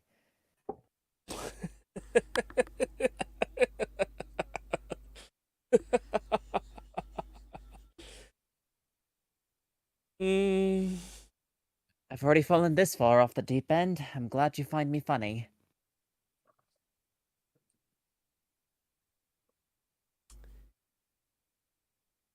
let me put it this way. When I find an interesting stone on the sandy shores of a fjord, it might entertain me for a while, or I toss it in sea sink. I don't intend on sinking anytime soon. I'll see that. See how many times skip or you sink down to the earth. And we'll just see how long. Consider this a game then. Oh, Who can make the other sink first? I love games. That I an experienced silly girl. And I have the audacity and the really not much to lose, so looks like we're evenly matched here. I love that.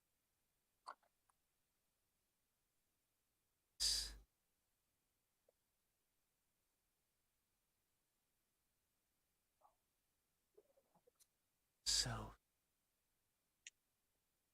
Scott. You are cutting out a lot. You're so stupid and miscalculating for you.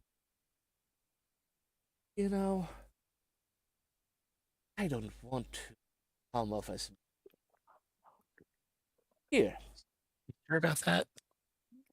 Here gives you the effigy of you. I have more than where they come from, but give this little present. A present? Oh yes. You Do skipped you a little accept? bit, so, No, let so I me don't let know. me be a little present from me. And do you accept the doll? Ah, so we're about Yes. to reveal Cal's vices here. Oh, Absolutely, they take the doll. Okay. Roll your will and question.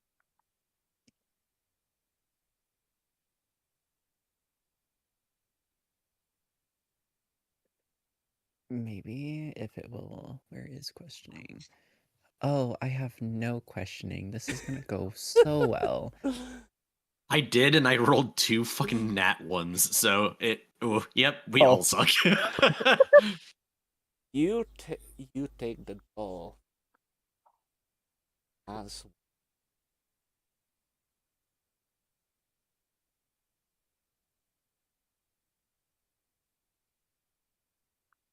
you feel frozen in out with his 2 fingers. Pulls your eyelids, but before Oh. you close your eye, you can slit opening, leading third eye. You've seen that eye before, and then like that,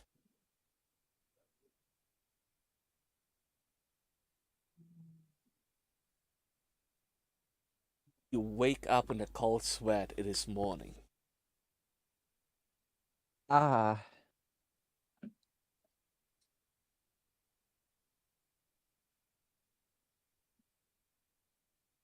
Day 2 is upon you, dear party. Rejoice.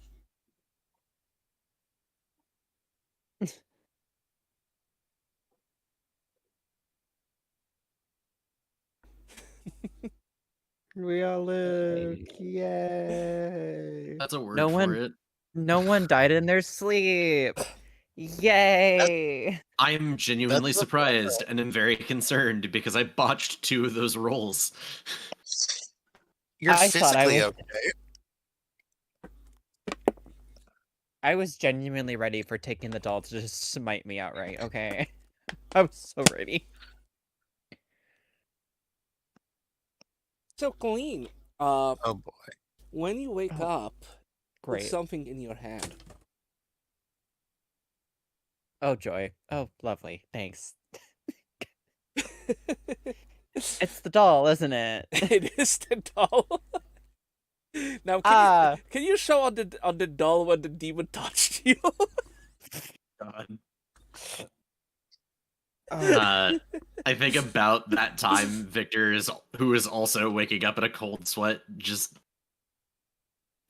oh God, what the fuck was that? Oh.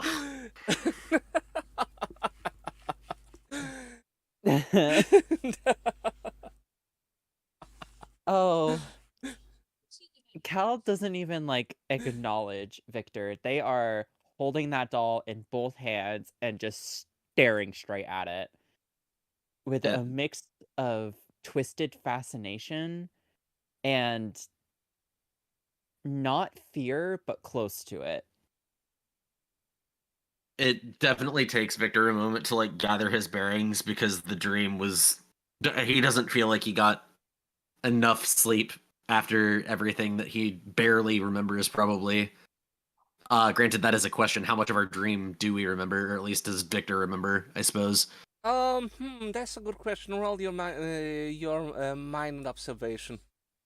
Actually, Should I will and also roll observation. that, Sorry. or- Say will and observation. Yep. Let's see. Holy shit, man. You remember the Hall of Mirrors and drowning. Do you want me to roll, or Of am course, I if you want to special? remember. Of course Cal wants to remember. Do I get any bonuses for having a physical reminder? No. Oh. Dang. Okay, what was it? It was mind and observation? Will and observation. Oh, will and observation. That's will, right? Okay.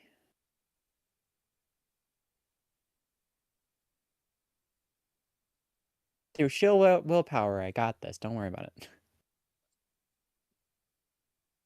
Okay, you Another. you Go remember ahead, sorry. you remember the doll and the vague silhouette of the thing you interacted with. Also the standing stones. But that's as far as you will remember. Everything else is a blur.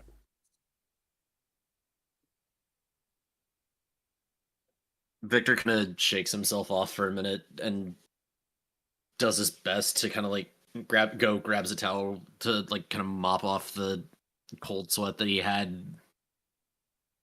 Oh Christ! What the fuck, Colleen? What the hell?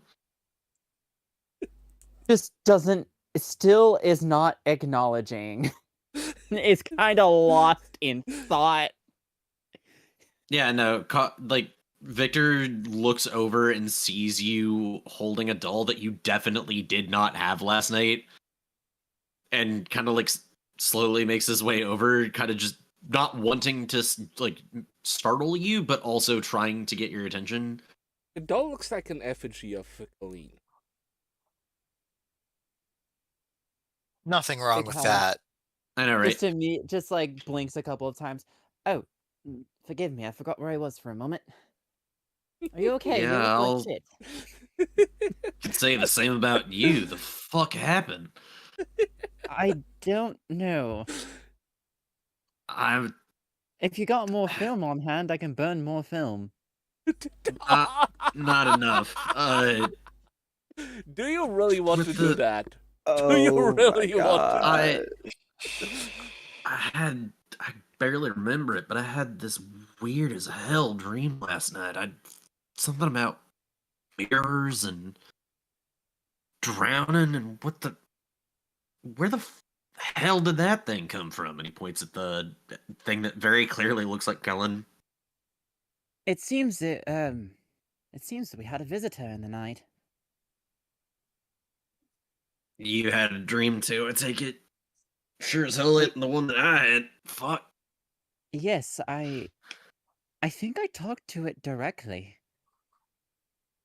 Oh, great. Kind of like moves the doll's arm around. Yeah. At least I think it was a pleasant conversation. I think I enjoyed it. Did I? There were stones. I remember stones. And trees. Lots of trees. And a man, not man.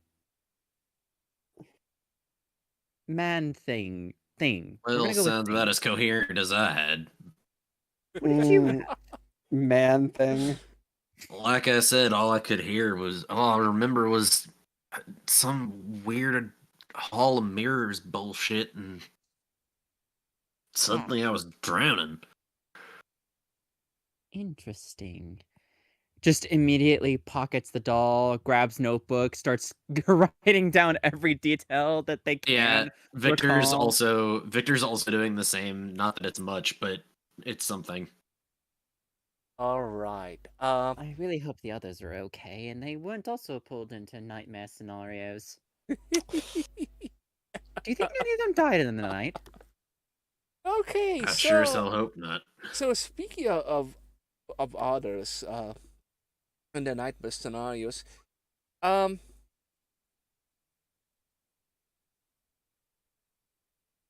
see. Hi. You, on the other hand, had a very pleasant, very naughty one thing. Ooh. Indeed. Why was mine the only one that sucked?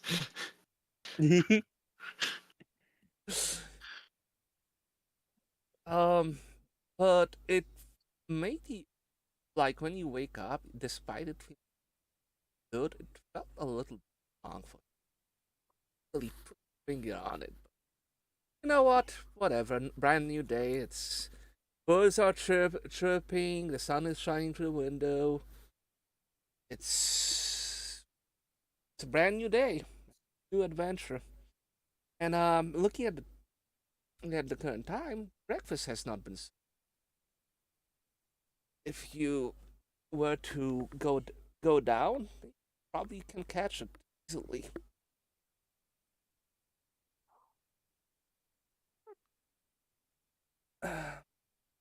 Riding yourself up.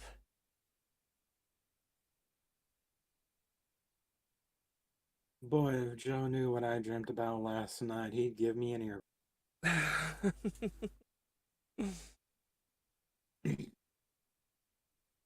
So, are you But gonna yeah, go down to I fetch gotta. breakfast? I have to spend an hour doing it first before I. But yes, I'll go. So, oh, so downstairs breakfast is being. You now notice that the lodge actually has a lot of occupants.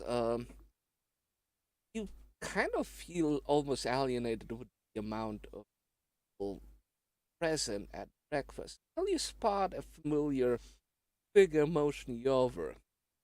It's Mary, sitting at the table, already having her eggs Benedict.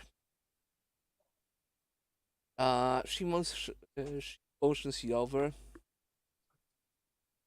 Oh, hi. I wasn't expecting to see you here. Ah, no, I I usually start my day early. Come, come, come. Ah, so how's the lodge? Oh, it's wonderful. Say It is so. so heavenly here. Every time I visit my uncle, I stay here, and I love it. Um, kind of reminds me of a place in Colorado.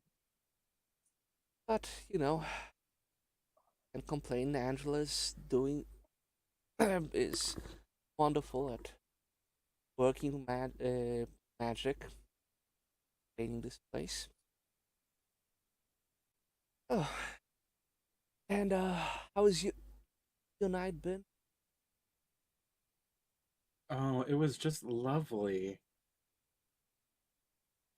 Good to hear that. Ah, still thinking about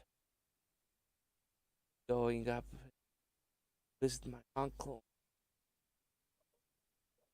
Oh, oh no, Alistair is there. You probably read about him in the Oh, classical. just a few things here or there. Has the appearance of Mr. Scrooge from Christmas Carol. Oh dear. Okay, man. Still wears that ridiculous top hat, scarf. Looks like he's swallowable.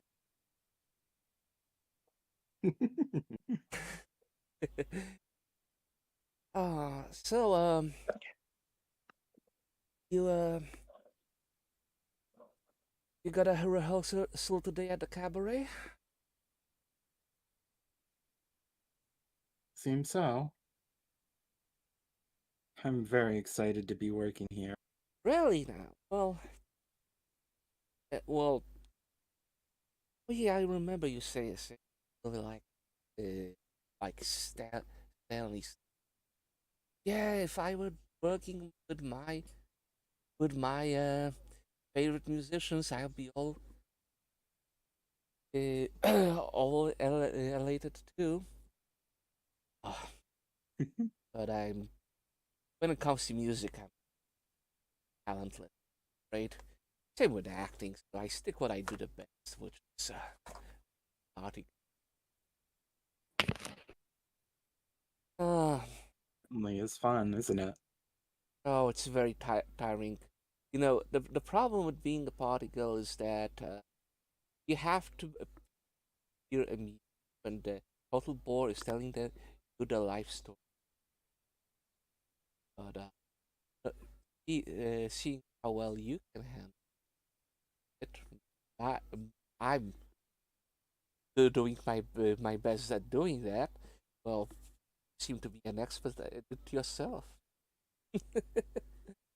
Oh no, I'm just very genuinely excited to be here. Well, In fact, I could probably use some tips.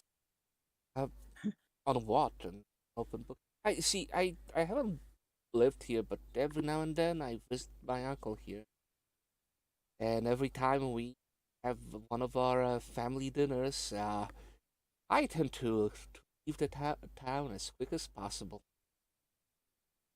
Hmm. If you don't mind me asking, what is your uncle like? Oh,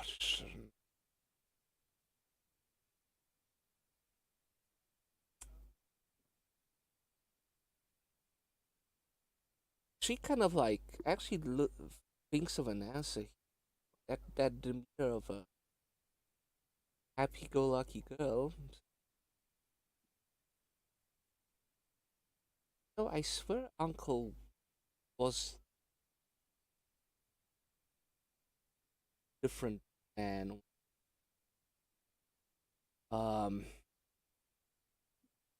I don't. I think John's condition. I remember going here and for the Great War and everything. him to be lot more energetic,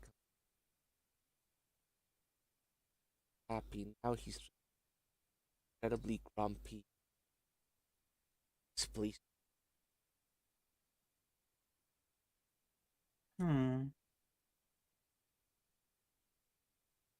It's on one hand, I want to blame it being in this. On the other hand, John used wonderful.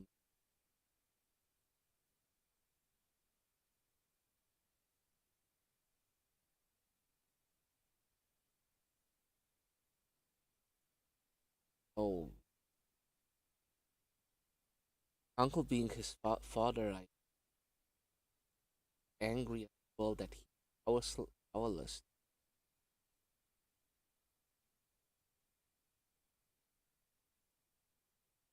I don't want to say fix him, but you know what I remind how get John all again.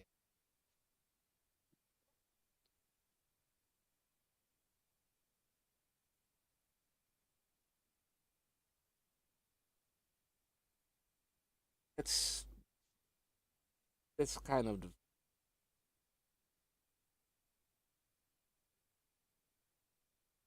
it's a lot of family history take a lot too long to. All I can tell you is I think he's more he was always concerned about that not going the way he wants. Upset at the world that the things are going to.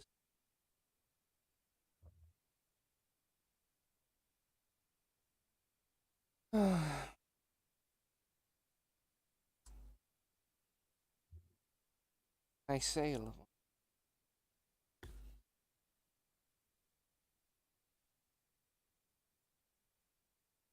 Yeah, it's tough. I don't know much about John's predicament, but if there is one thing that I do know about men, it's that no man ever wants to be fixed.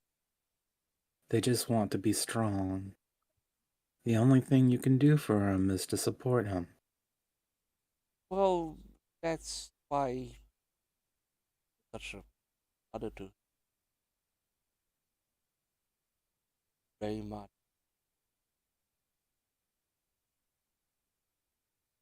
and support caretaker. I see how much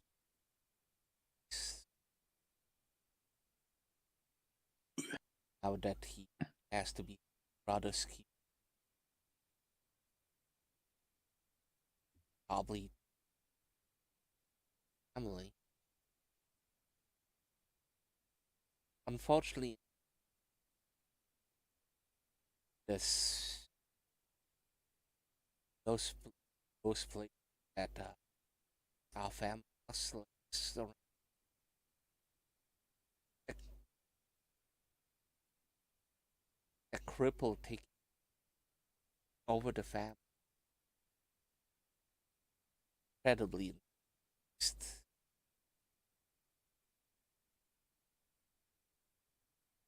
something that I not not really am a fan.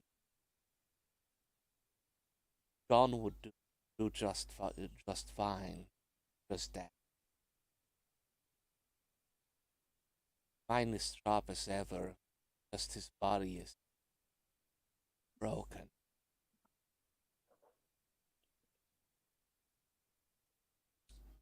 Looks at you with side eye.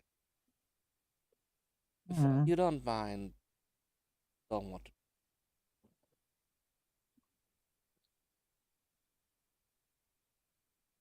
Each time I look,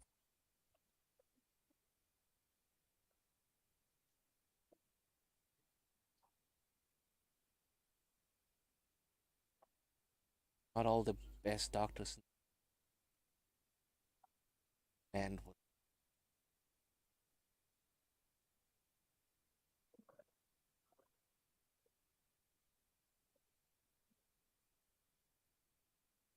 as Trailov would describe,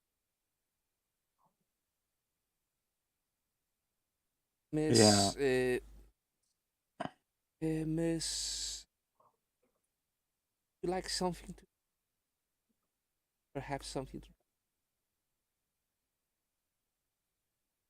Oh, yes.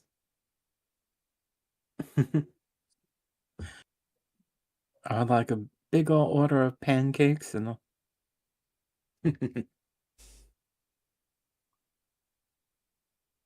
Something Mhm. to drink, some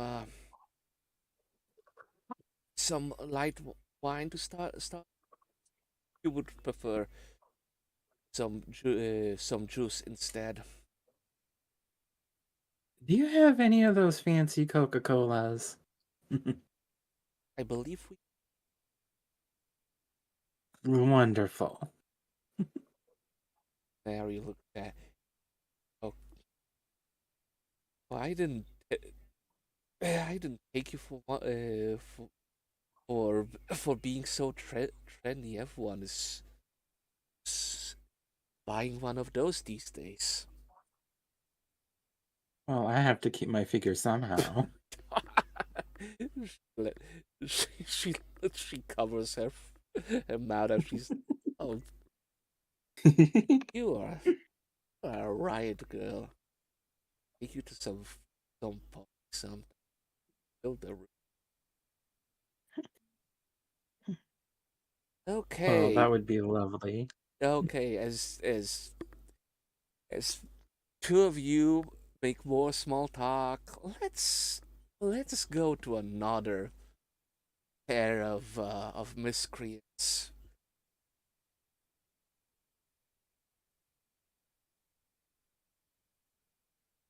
Hello, father.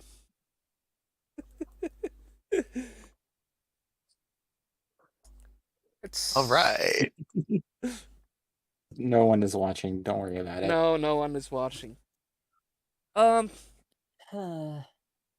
so because you were occupying the guest room and Father Christopher had a hard time. Jean basically slept on a sack of potatoes in the kitchen, and he didn't really mind. Like as he put it, I've been through worse.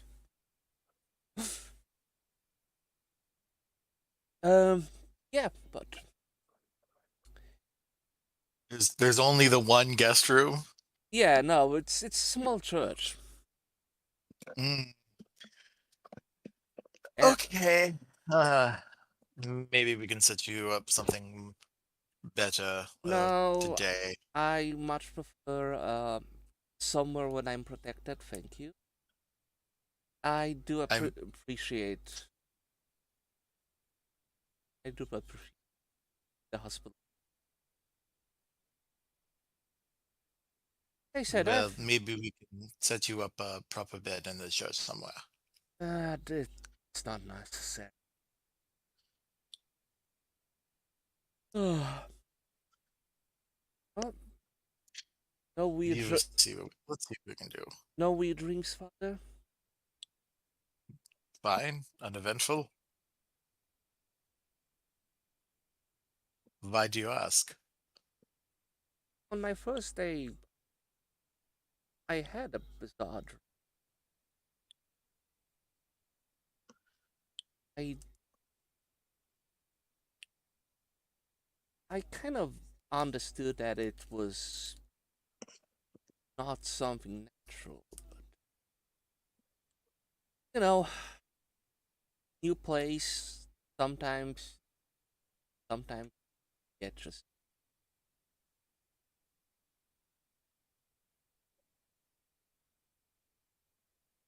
Oh, Do you think it was just a weird dream, or do you think that it was something unnatural? um, honestly, the latter, but until I get better proof, I'm not gonna say. day for sure. Besides, I sort of got it short, honestly. Have a certain power over what I dream. A technique I picked up some point in my life. Other thing. I can imagine that must be very handy to have. Yeah, very. So tell me, what did you dream about tonight? Father, no.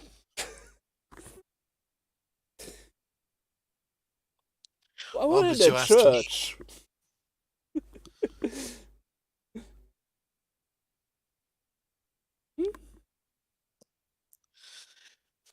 You are a very silly man, Mr. Delacroix. Mm, you know, I respect requirements of fate too much to even flirt with you, Father. Otherwise, you have no idea what kind of danger you would be in. You are a very silly man. What would you like, Oh, you Hobek? silly twink. Uh, whatever, whatever. Some honestly, I've been living on eggs and bacon from the local diner for the past few weeks. Those sounds. Hey, wait! You said you're from Austria. Yeah.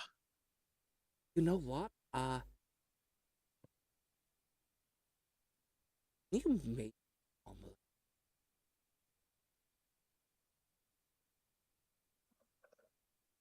Out of character, I didn't hear that. Can you make an omelet just like from the old world?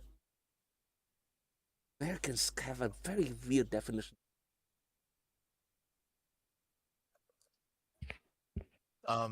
Yeah, I can try. If I don't know Oh, that the Father, Virginia would have I a proper wish pan I for could it. kiss you for that.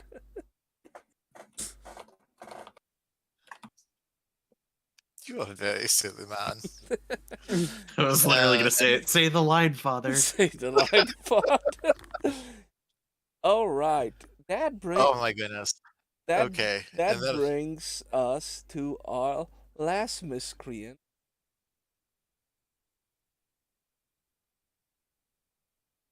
Lowell, you find yourself laying on the floor on a pillow in the corner of Victoria's bedroom.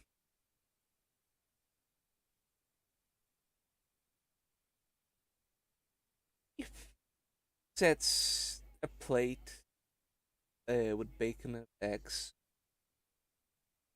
and some toast in front of your snout. Ah, you're awake. Oh, Mr. Lowell. How you feel after yesterday?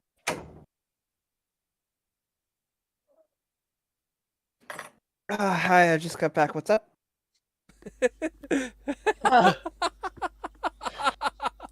Well done. Well done. I love that. I love that for you. King Delacroix is a very silly man. That's what's up. Oh, yeah, I remember that part. Of course you remember that part. Okay. Okay. I remember the gay parts, but I blacked out on everything else. Yeah. Okay. So what happened? Okay. So, God damn it, Lowell. So, Lowell, you wake up on a large pillow in the corner of Victoria's bedroom. Uh, she is standing over you. That's a plate with bacon and in front of you. Hell yeah. Oh, Mr. Lowell, how are you feeling after yesterday night? Well, mm, uh,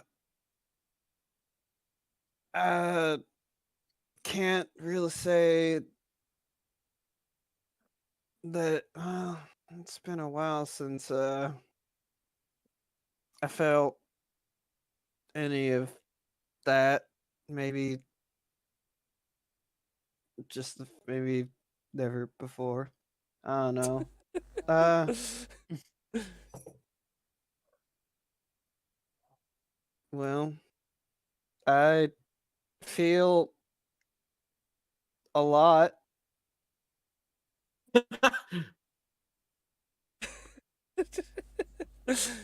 Mm, well, is your breakfast?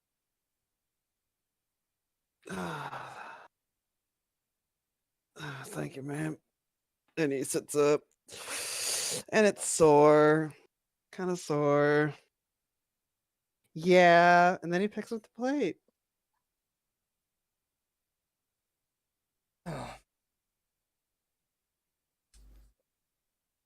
So, about so, you need to seek out the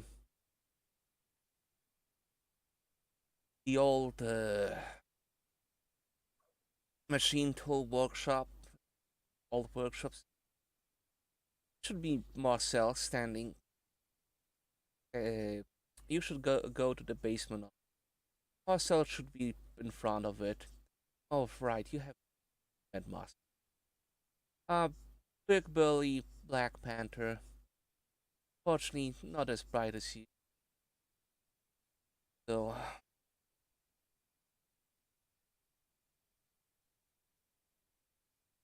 be there at about 9 o'clock. Get you uppercut.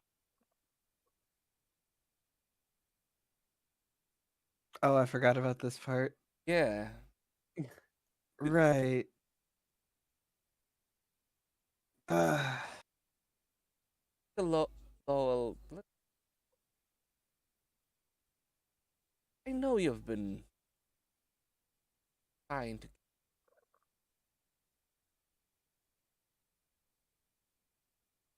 Say, let's say because of how well you look the other way.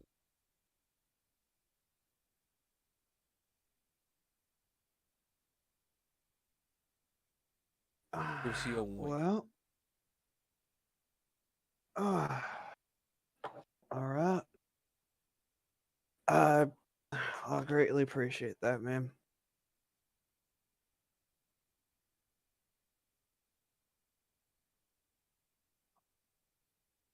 $9 o'clock.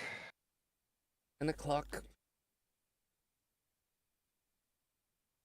That being said, someone pops up into you.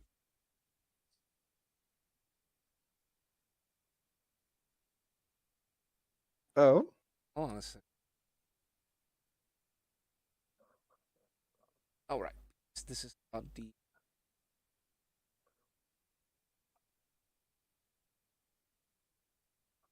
There you go.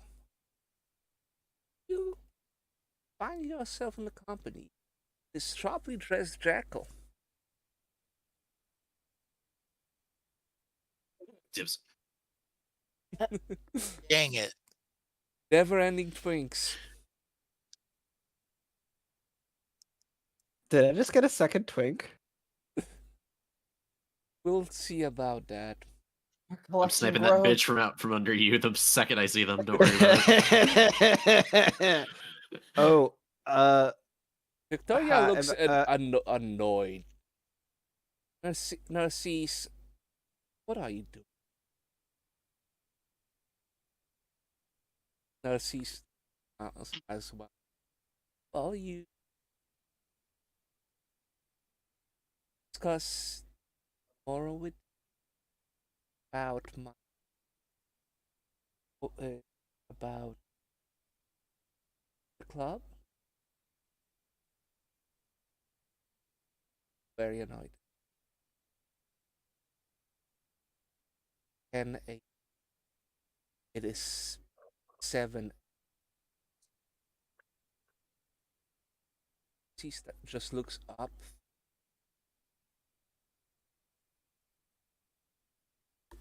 Said morning. Victoria looks. Sees.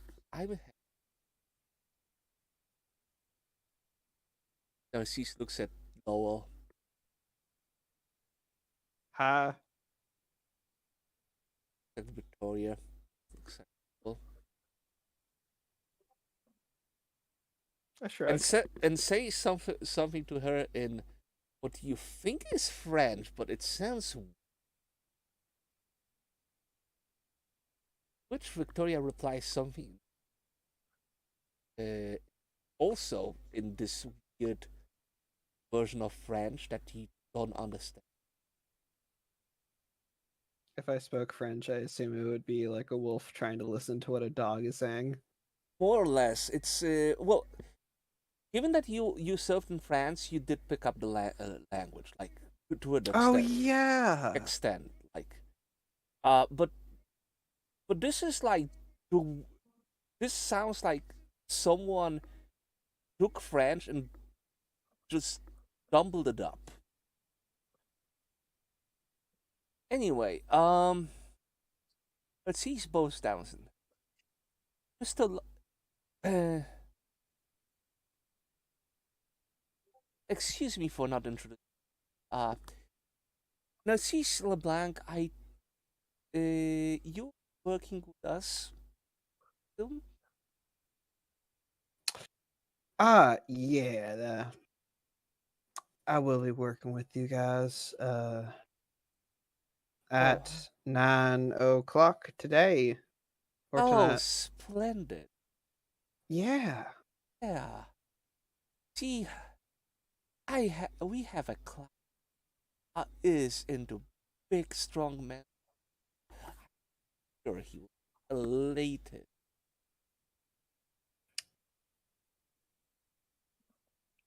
Wait, what?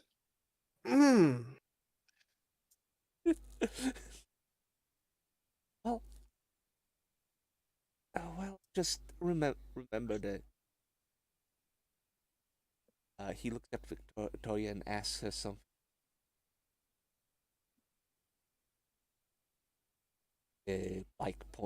Pointing at Lowell. Narcisse nods and you don't. You're not against, more carnal interaction with our client.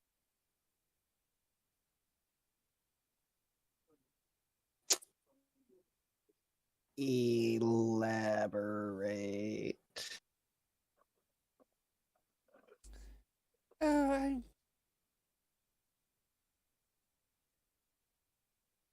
The farthest we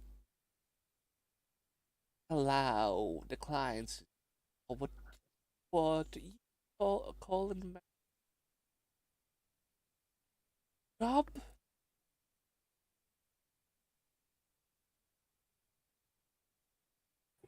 I think your mic might have cut out on the load-bearing word there. Load bearing. I'm pretty sure it's load bearing indeed. As we allow, as far as the clients go, something what you call in America a hand job. Yeah. You're not afraid of that, right? Not afraid of the old one-eyed snake.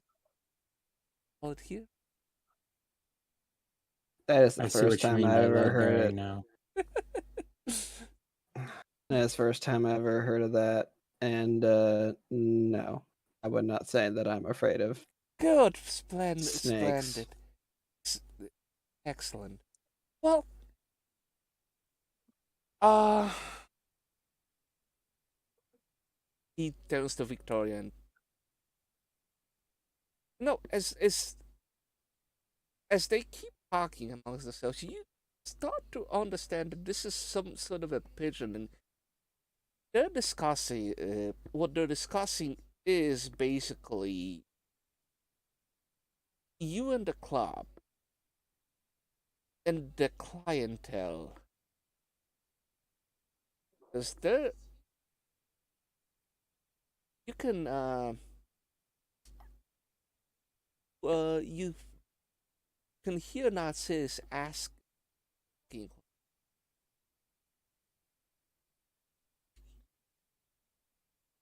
you think you adequate?" And Victoria, after yesterday, I think I just I just put I just prefer if that uh, parrot can for once behave. You know he's been cruel, which Nazis. You know he's been cruel a lot. That's why he's constantly smoking hashish. And look, don't mean to alarm, but we're running out. Oh yeah, just closer. Well then, points at that. Guess you will have something else to take care of as I try to get more. Not gonna shit out more hashish. You know that next shipment will come in 2 weeks at least. But he just looks at Lowell.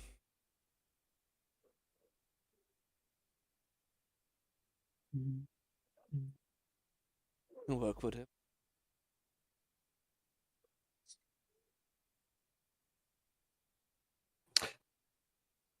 Did I get like a specific like indication that he meant like 9 like AM or PM or At 9 p.m. okay, we're good. Yeah, you're good.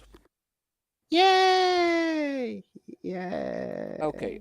So at Nazis, Victoria finally said, "If look, Nazis, come to me in 3 hours. We can discuss. I still have things to. Not story fun." And then in perfect English, says, "Well, Mr. Lau, will get a question. Lovely.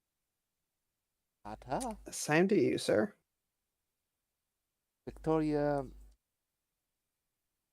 looks at him annoyed as he goes downstairs and exits the house. So was your house just unlocked the whole time or No, he has a. oh He's my business partner, yeah, and I gathered that. yeah, and a performer as well. Hmm. I see. Trust me, Mr. Lowell. When the Treasury agents made New Orleans the mess it is, I feel a sense of loyalty to my fellow kinsmen. Now without work,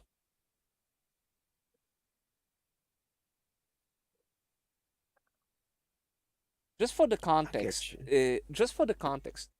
basically in 1926, the prohibition agents, because New Orleans, like, despite prohibition, New Orleans was the place to get alcohol. In 1926, prohibition agents just fucking, like, went to town on New Orleans and shut nearly every, like, joint operating in the open, because New Orleans didn't care about that. They operate in the open.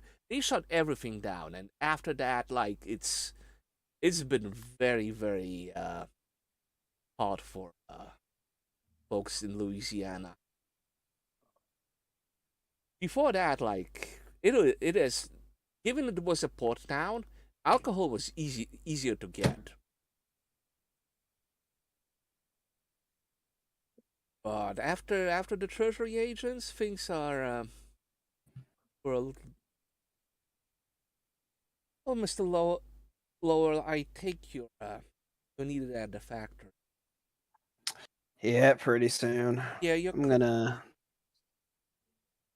get into a change of clothes, probably head back to my hotel. Mm-hmm. Well, your clothes are here. He shows at them neatly folded at the chair.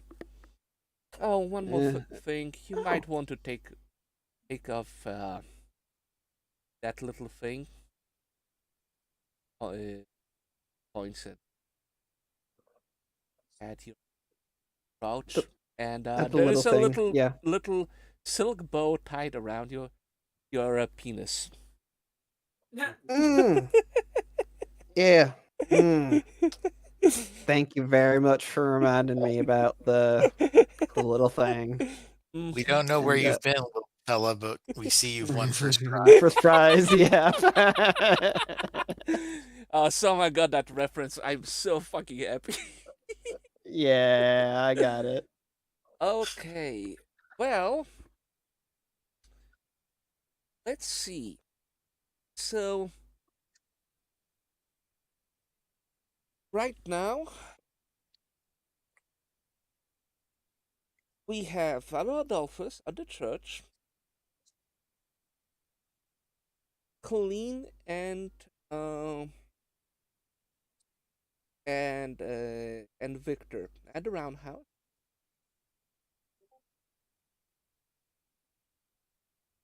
We have Lowell at Victoria. We have Bessie at the church. So, let's switch to the map. Let's see how our paths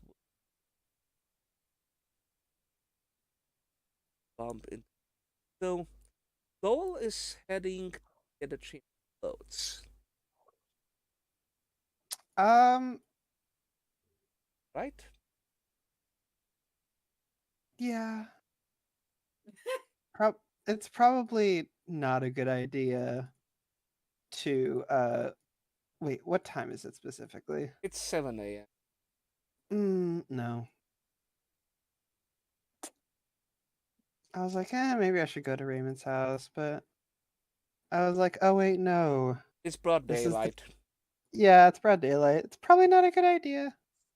So I'll save that for later. I'm gonna head back to the roundhouse. All right, and I take Colleen and Victor. You know what? Let me ask. The correct. The other Victor.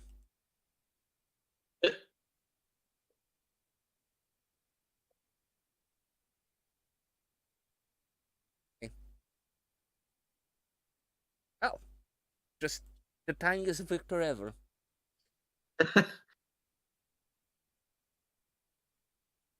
He's fun sized, okay? That's the best size. I'll make you fun. Hello, sir. I heard that's the best size and was like, hello? Well, it's fun. There you go.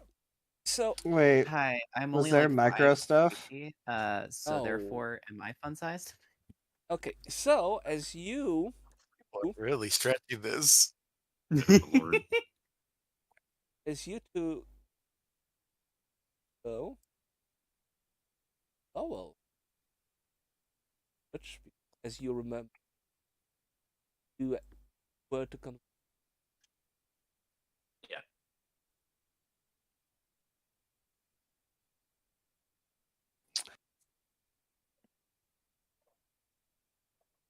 Yeah. Um.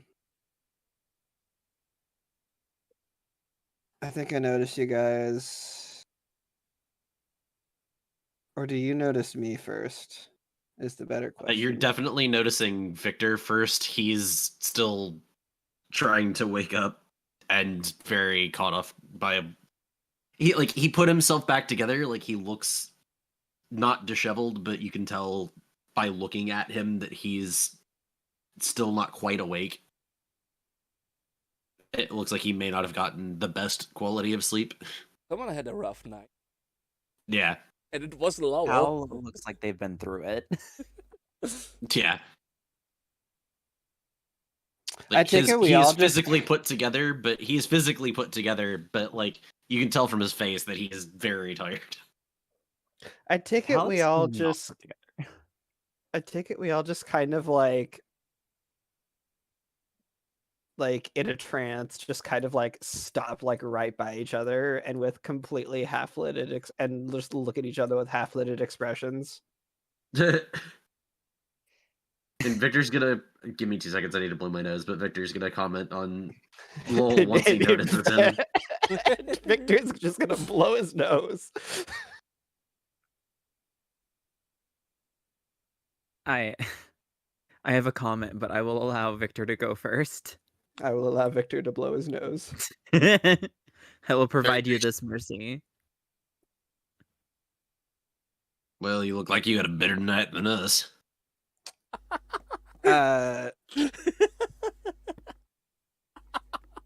You know, in all honesty,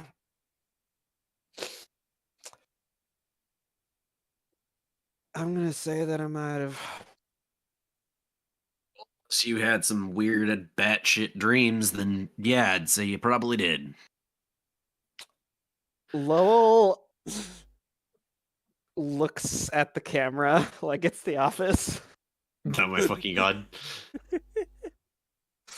No. Just kind of Lowell just kind of jims the camera and The hell are you slowly looking at? zooms in.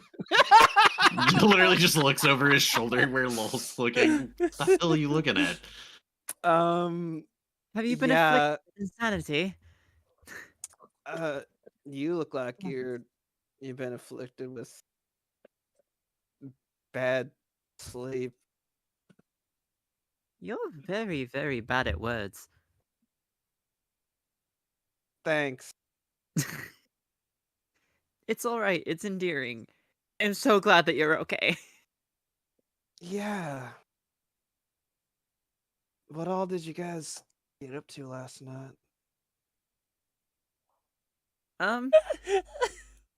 What were you up to last? I think I can. Yeah, ask he you. is. I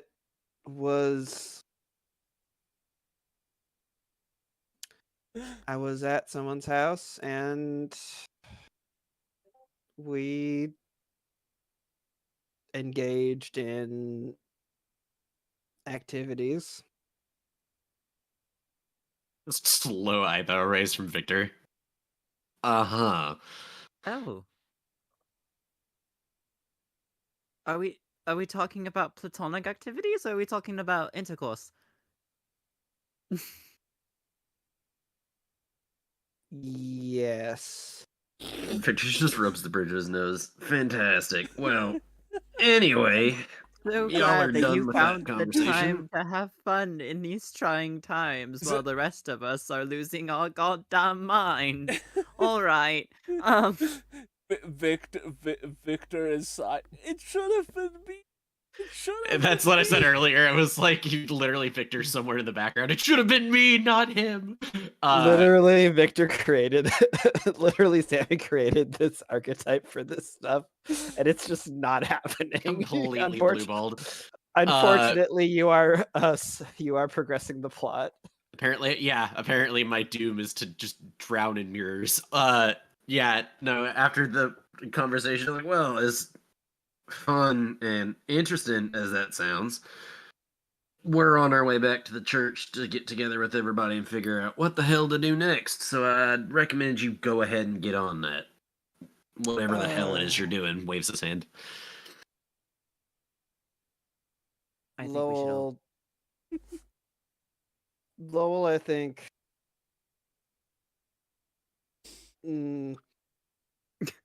Sniffs his armpit, and then he just shrugs, and then he just. You should change. And then he walks away. Victor definitely does not say anything beyond "you should change," but you can tell from the turn of his lip, the smell has not evaded him, and he very much knows. Lowell actually smells like perfume. Not bad, but but that's what I'm saying. Is he smells clearly like smells something else. Yeah, he definitely smells like not himself. And the tone from Victor's voice is, yes, you do smell of something, you should change. Just Victor's just like, actually, Victor, can you roll your mind and question? Cal wants to be angry about Sure, it without because that's realizing been why they going want to be angry so about well it. for me. Victor's not angry, he's just not slept well, he wants coffee, and he wants answers. What am I rolling? Cal Will is and questioning, you said? Oh, emotions mind right now. questioning. Mind and questioning? Okay, one sec. Mind and questioning. Okay, you know what? There's a familiar smell in Lowell, but you cannot place it. It's a certain brand of perfume. I don't remember from. Ooh. The hell? what? Lol, you been rolling around with a New Orleans girl? The hell? I think they mentioned that, yeah.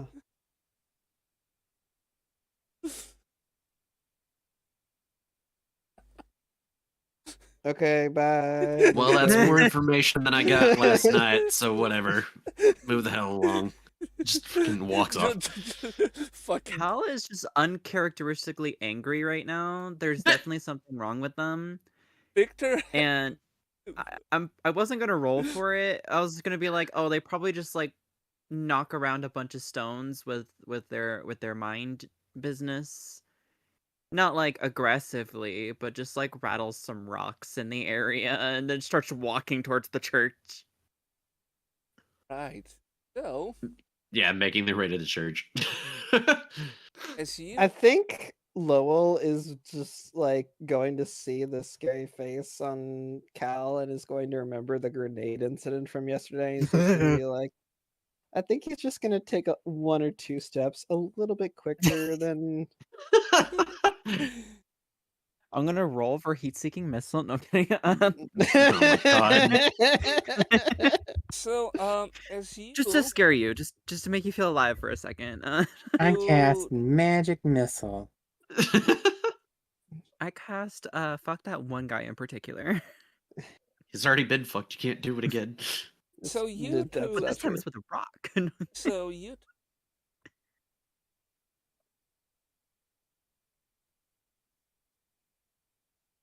Oh, it's the to her person.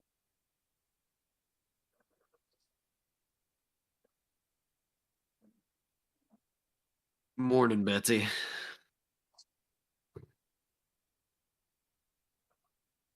Why, morning, darlings. Happy as. Yeah. You look well rested. Indeed, I just had the most wonderful dream last night. What about you guys? He's about to say something I have to make a until roll now.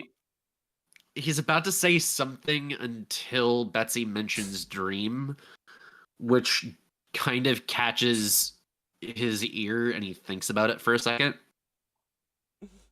You mentioned you had a dream? Anything Yeah, about most that? people have dreams, don't they? Well, sure, but anything seem a little weird or off about it? And she puts her finger up to her hand, up to her throat, thinking about it for a bit. No. This is definitely about to. Okay, I'm gonna make a casting roll. Okay. Okay. Okay. Roll. Why? Why here? Why now? Engie. Okay. Oh my Roll your God. cast. Okay.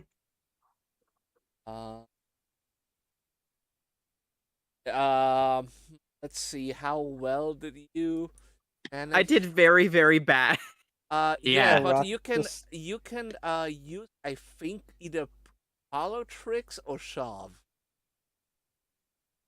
Hollow tricks would give you you can bend spoons, blow papers off desks, turn pencils, and generally do minor things that are only useful to prove you have psychokinetic powers. Nothing. Yeah. Is there? I mean, are we next to like any like obviously abandoned buildings? No. Oh. I guess I'll just like use shove on a light or something. Just bust a light. Okay. A nearby light bulb pops. Oh dear. What Oh. the hell? They seem to have very, very poor electricity. Now, can we keep moving?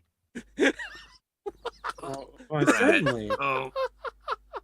You have a good day, Betsy. If anything comes to mind about that dream, just let me know. Apparently, there was some weird shit going on last night. I've I'll be created sure a to. monster.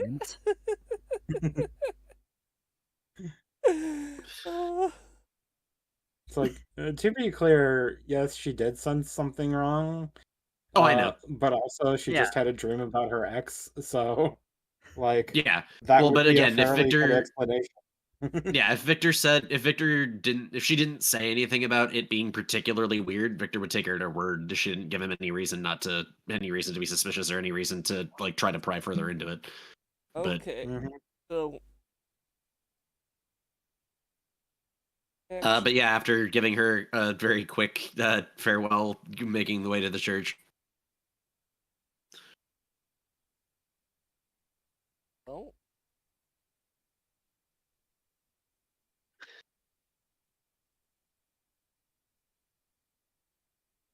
And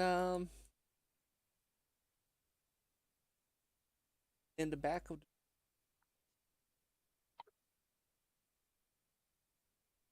Jean, currently Washington, Father Adolf, Father Cruz, preparing. Yes.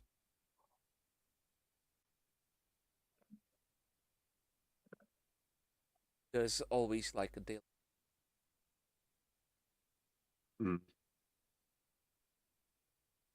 Oh, good. I'm definitely going to be attending that.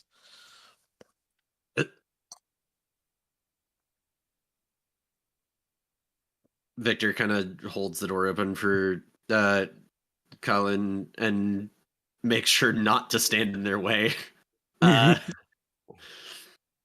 They're not that scary. No, but they are clearly pissed off, and Victor does not want to be in the way of that. You'll just fly 10 feet. It's fine. Uh-huh. Anyway. holding the door open for Kalen, then making his way in after. John turns around and, oh, I Please will tell like me to if say that someone I here did has send you a coffee. DM. Yeah, we have coffee. We just had breakfast. Yeah. Have you all eaten already? No, we made our way straight here. Go ahead, Soul. Sorry. oh, should I get some dates then? Yeah. If you're offering, I ain't saying no. Coffee, please. Victor does look put together, but it's clear that from his face that he is more haggard than he should be from a night of sleep. You two look like it. Yeah. Again, physically I he's am put doing together. Like perfectly physically, fine. body wise, he's just the.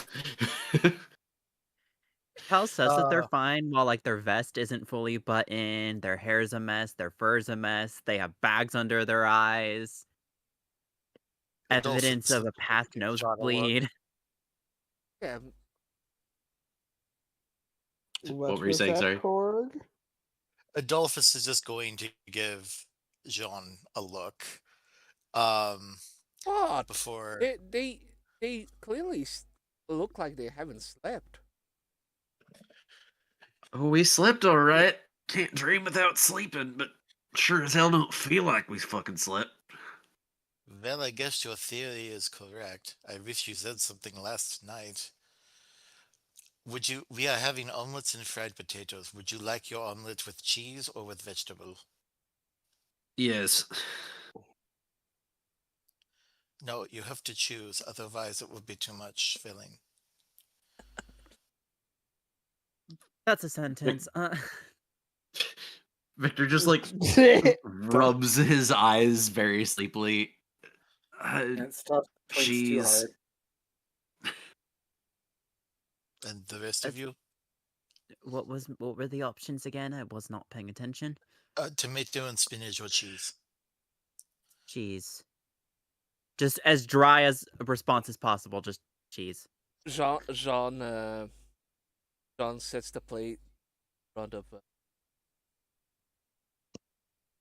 like you. I had some weird fucking dream last night. What kind of a Jean says? Well, I don't remember much of it, but what I do remember is standing in a weird hall of mirrors. Everything didn't look quite right. Next thing I know, I'm drowning in one of them. I don't remember much else. Something real wrong. More of a nightmare than a dream now that I think about it.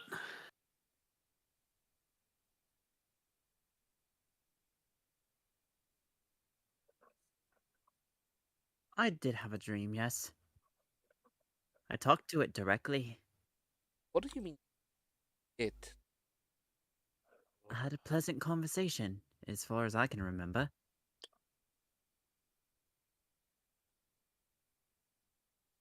You had a little more than a conversation. What? Had a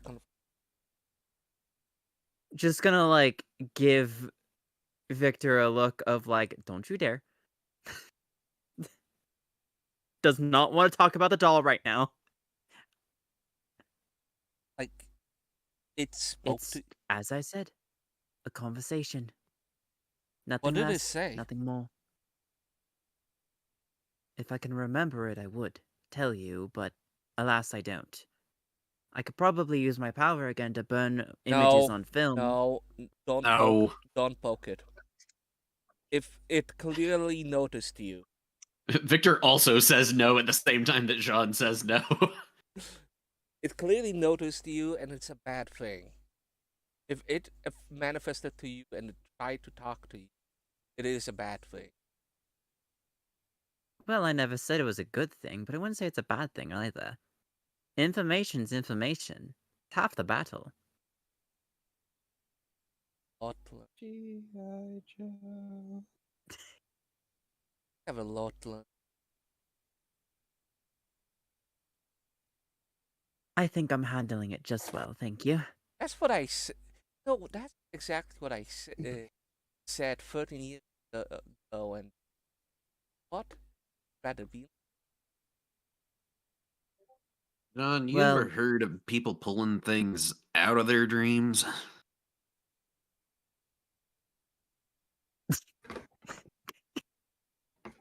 Looks at Colleen. I nearly What the burned it. What did you do? I'm sorry, hold on. I got distracted by the art that was posted. I haven't seen it yet. No, before he looks at Colleen, it's just I vaguely remember reaching for something. Something felt so real I could almost feel it, but I don't know. Call it a hunch.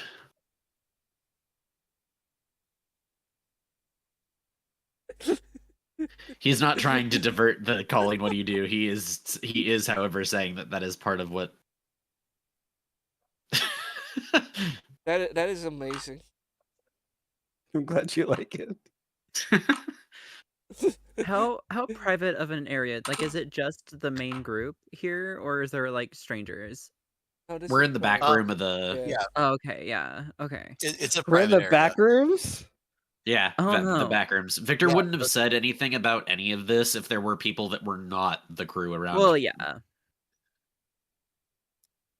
Because Adolphus is going to start serving omelets and fried potatoes Okay. and coffee, Okay, and then just sit down, what do you very clearly worried.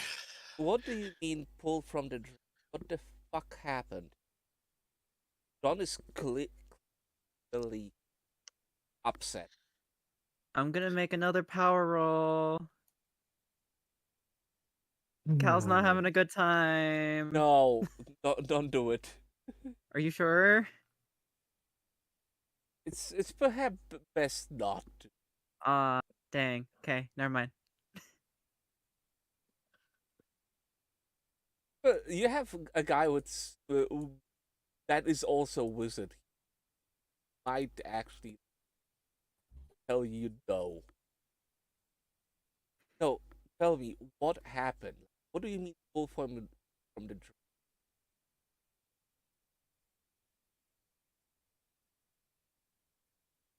Victor just kind of patiently eats his starts eating his omelet and drinking his coffee that very clearly immediately starts to make him feel better, having caffeine in his system. The evil has been defeated. Don't get too excited. It's American coffee.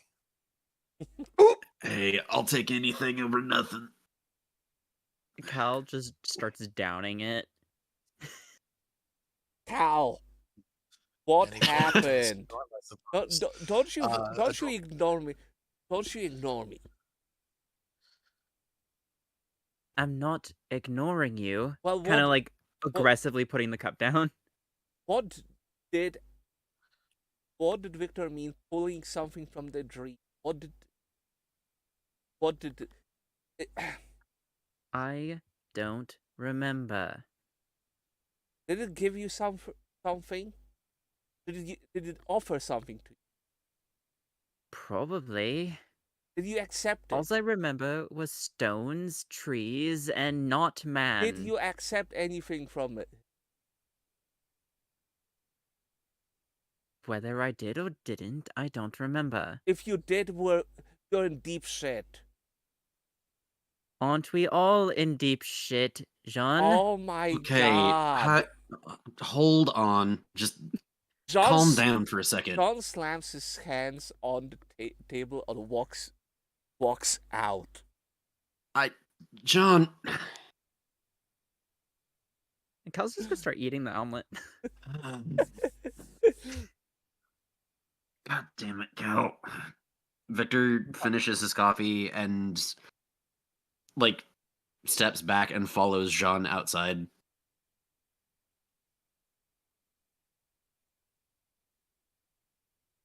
Idiots. I agree with Colleen, that one. Jean is if you remember anything you think would be important to share with people or things you just want to tell me, let me know. Jean. There really wasn't a lot. I remember being in a forest, and I remember standing stones. I couldn't. There might have been things on them, I don't know. And then I remember talking to someone, and from what I remember, it definitely probably was a pleasant conversation. And then I woke up. Jean is Alright, was that outside angrily throwing stones at the. I'm gonna wait for that conversation so they can Yeah. finish what they were saying. Sorry. Just- The squirrel Um, shrieks. was there anything different you noticed when you woke up? Mm.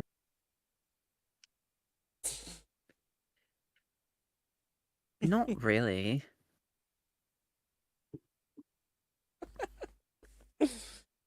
Do I have to roll to lie? I mean, you change your motto. Yeah, I sent you a DM. Her motto is Yes, definitely you changing. write this down. Uh-huh. Because her new motto is every strike brings me closer to the next home run. That's kind of- God. Okay. Sorry, that was a little just a Okay. little of a reaction. Maybe narrator, I need some clarification because I am definitely trying to go empathy, good cop here, so I don't know if it would be presence or questioning. That would be present. Um, You're okay. trying to basically. Honestly, it would be like something like charm, but I think it's covered under presence. All right. I believe it's Well, covered that's under presence because I have a favorite in flirting under presence. So, well, I wouldn't go that far. well, I know, but I'm saying like in terms of like I'm saying if I've got a favorite of flirting under presence, I have a feeling that it probably applies to like Yeah, presence. Yeah. Presence applies better than questioning. yeah, Um, because presence doesn't necessarily mean intimidating. Yeah. Well, Presence no, is it just kind does. of like raw charisma, from my Yeah, understanding. it's raw Okay. charisma.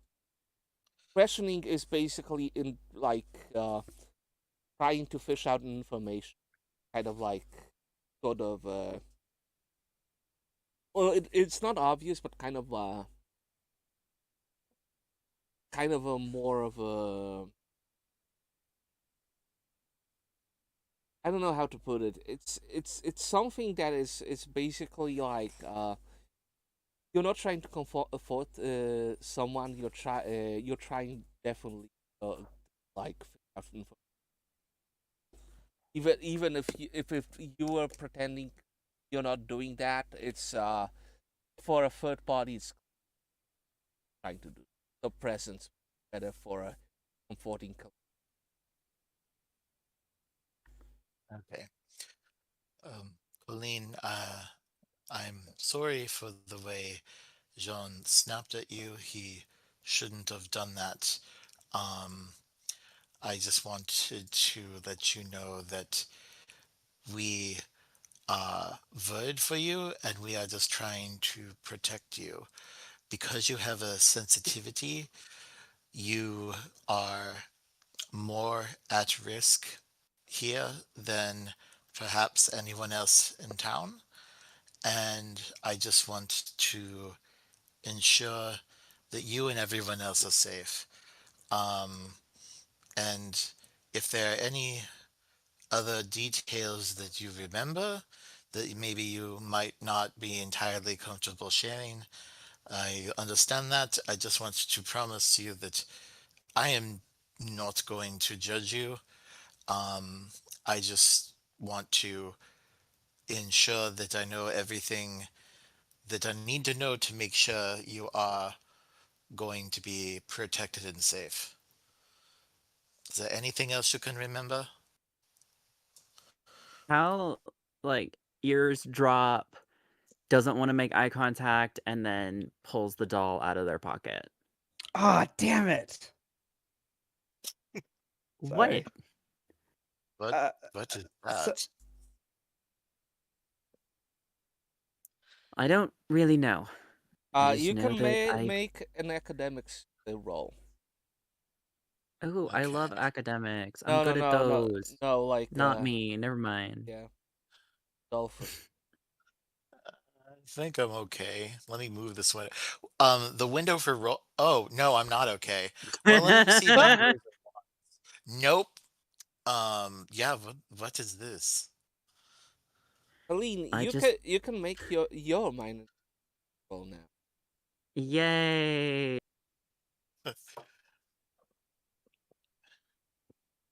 Maybe question mark. Where is it? Well, put that away. No, I don't need that. Thank you. Mind academics.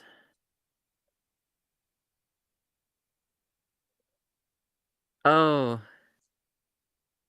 Okay, so Okay, Colleen. got some here, all right. So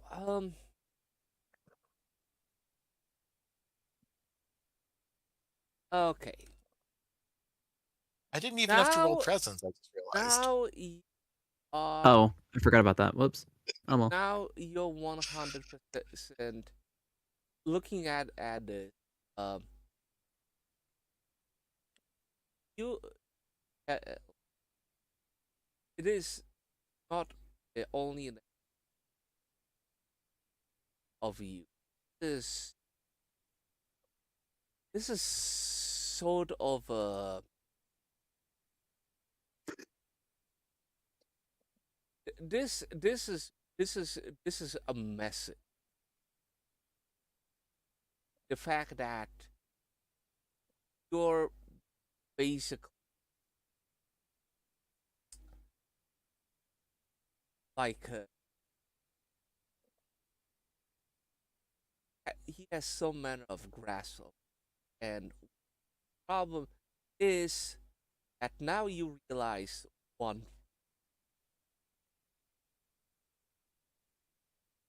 accepted a gift from all of the stories you know that is not a one way.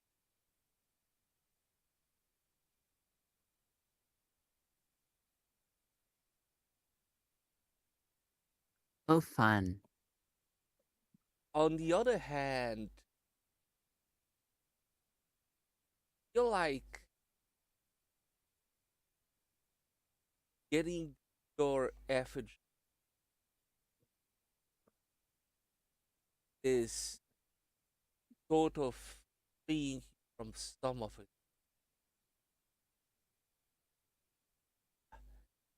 How much? Okay, so I'm carrying a double-edged sword. Got it. Yay, my favorite. I'm sorry. What were Just the details on that?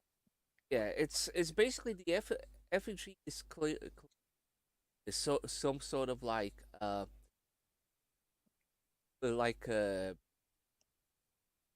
symbol for control, because a lot of like pagan religion is like having someone's effigy like someone or as a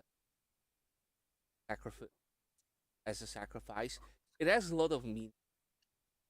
Uh, and him giving it back to is that some of that agency control over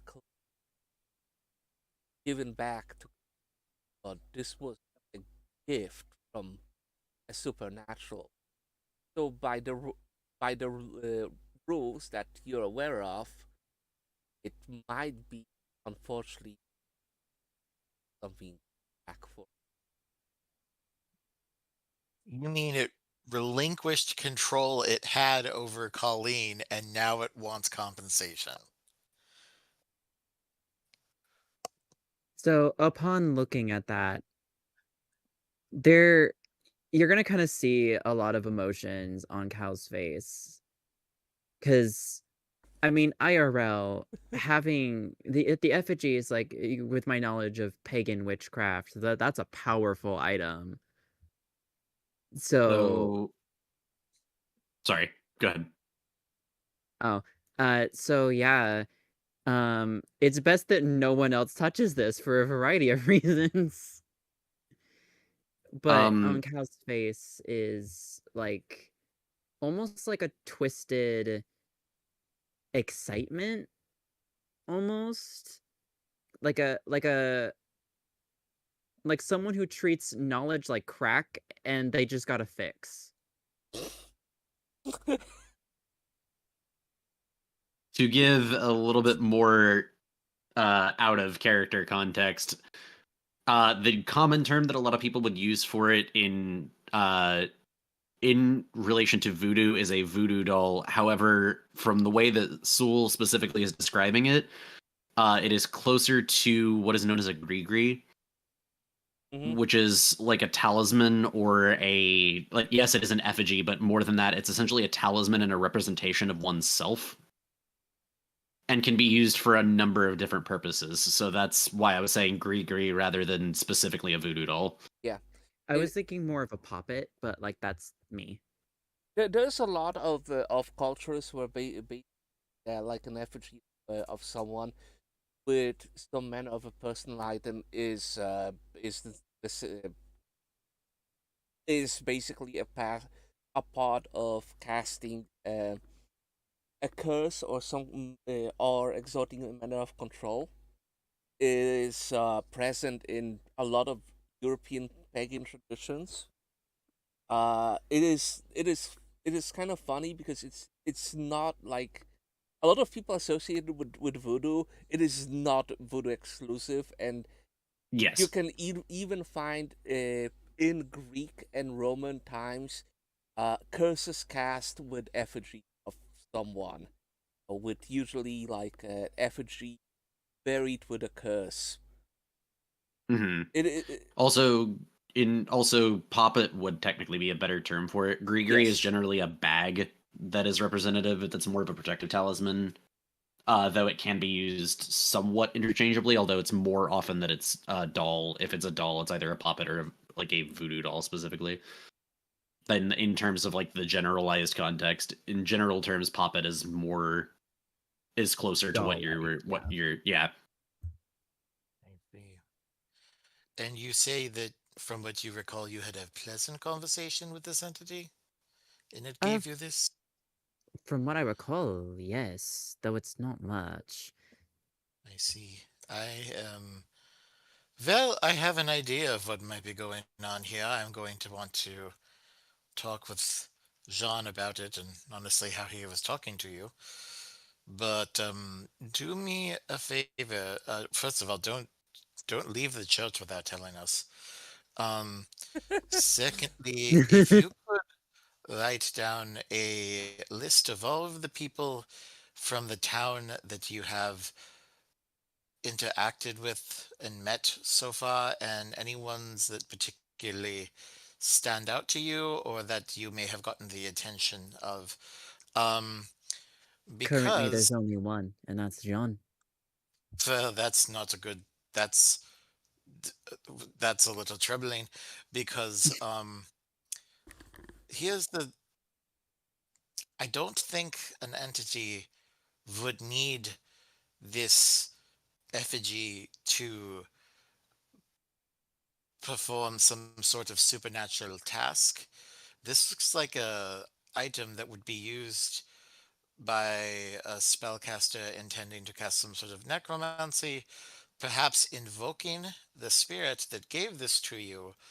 So I am working under the assumption that somebody, perhaps somebody that has the entity bound, was intending to cast a spell on you, and for whatever reason, the entity did not like this and decided to ruin that necromancer's plan.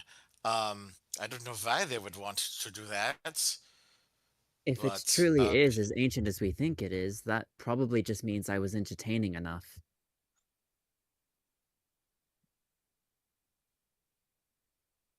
I conjecture upon conjecture. But I don't think the entity would need to make an effigy to perform its powers. But somebody invoking the entity to do their mortal will would need such an item. So the entity stealing it seems like, I don't know, maybe it wants you to try to set it free. Perhaps. There's a lot of questions. I could try and do a ritual on it, but that could backfire really badly.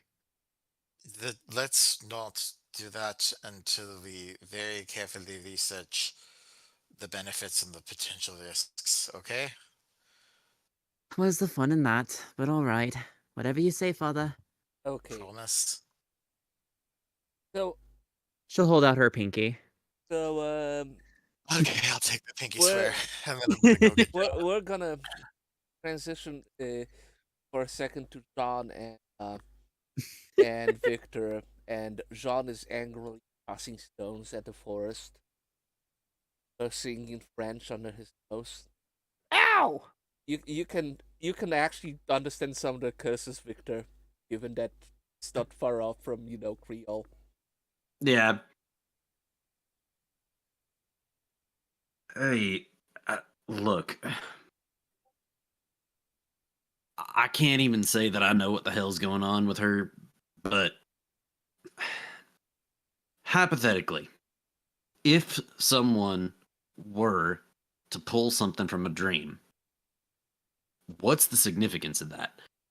I don't know much beyond passing information about any hoodoo, voodoo, what's it. This is all still new to me. But I can't imagine that'd be good, and I don't know what the hell the consequences might be. Just come the fuck clean, you two. Did it give something to you or not?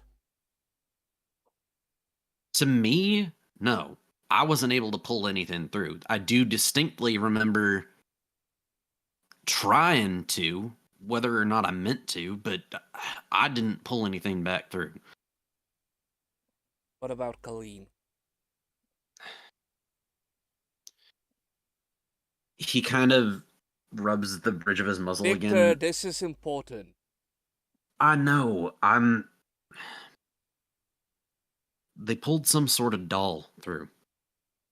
Now, again, I want to state, I don't know if they meant to or not, but when I woke up and turned over, they looked like they were caught in some sort of daze, and they had some doll in their hand that I'd never seen before.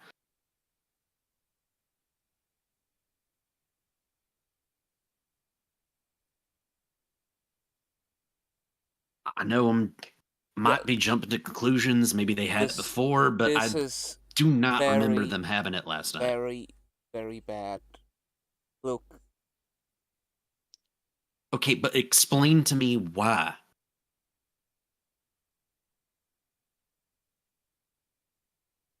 it doesn't matter if. Look, if If it didn't matter, then why the hell are you so upset?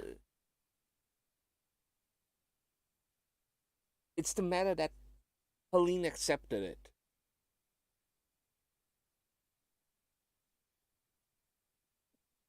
Do you understand? Do you understand how this works? Out of character. I don't know. How much do I know? I don't think he knows that much. No, you're completely.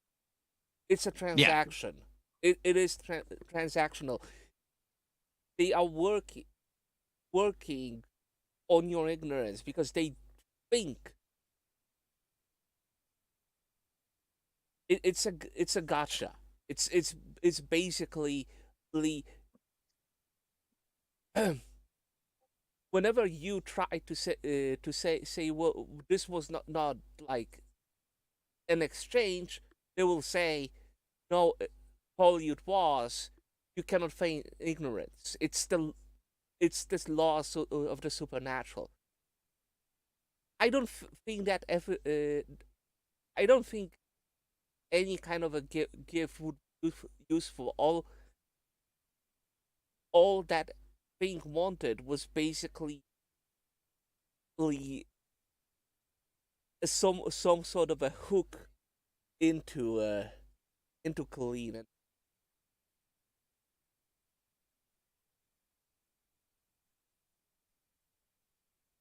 John just chucks another rock. I fucking told her to stay away. Look, that much I get, but they don't seem like the type to let that go. Now, I understand it's bad, at least from what you're saying and from... Yeah, but I started this fucking thing on our mailing exchange.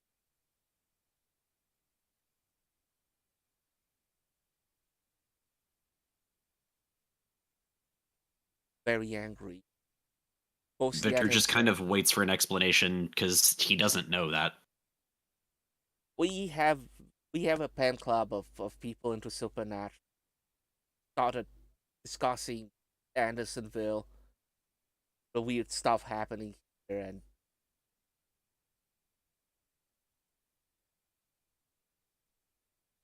I wanted to do it investigate myself, but Colleen got here. I know, curious. Now she's in trouble. This is my fault. My fault again. Keep doing this.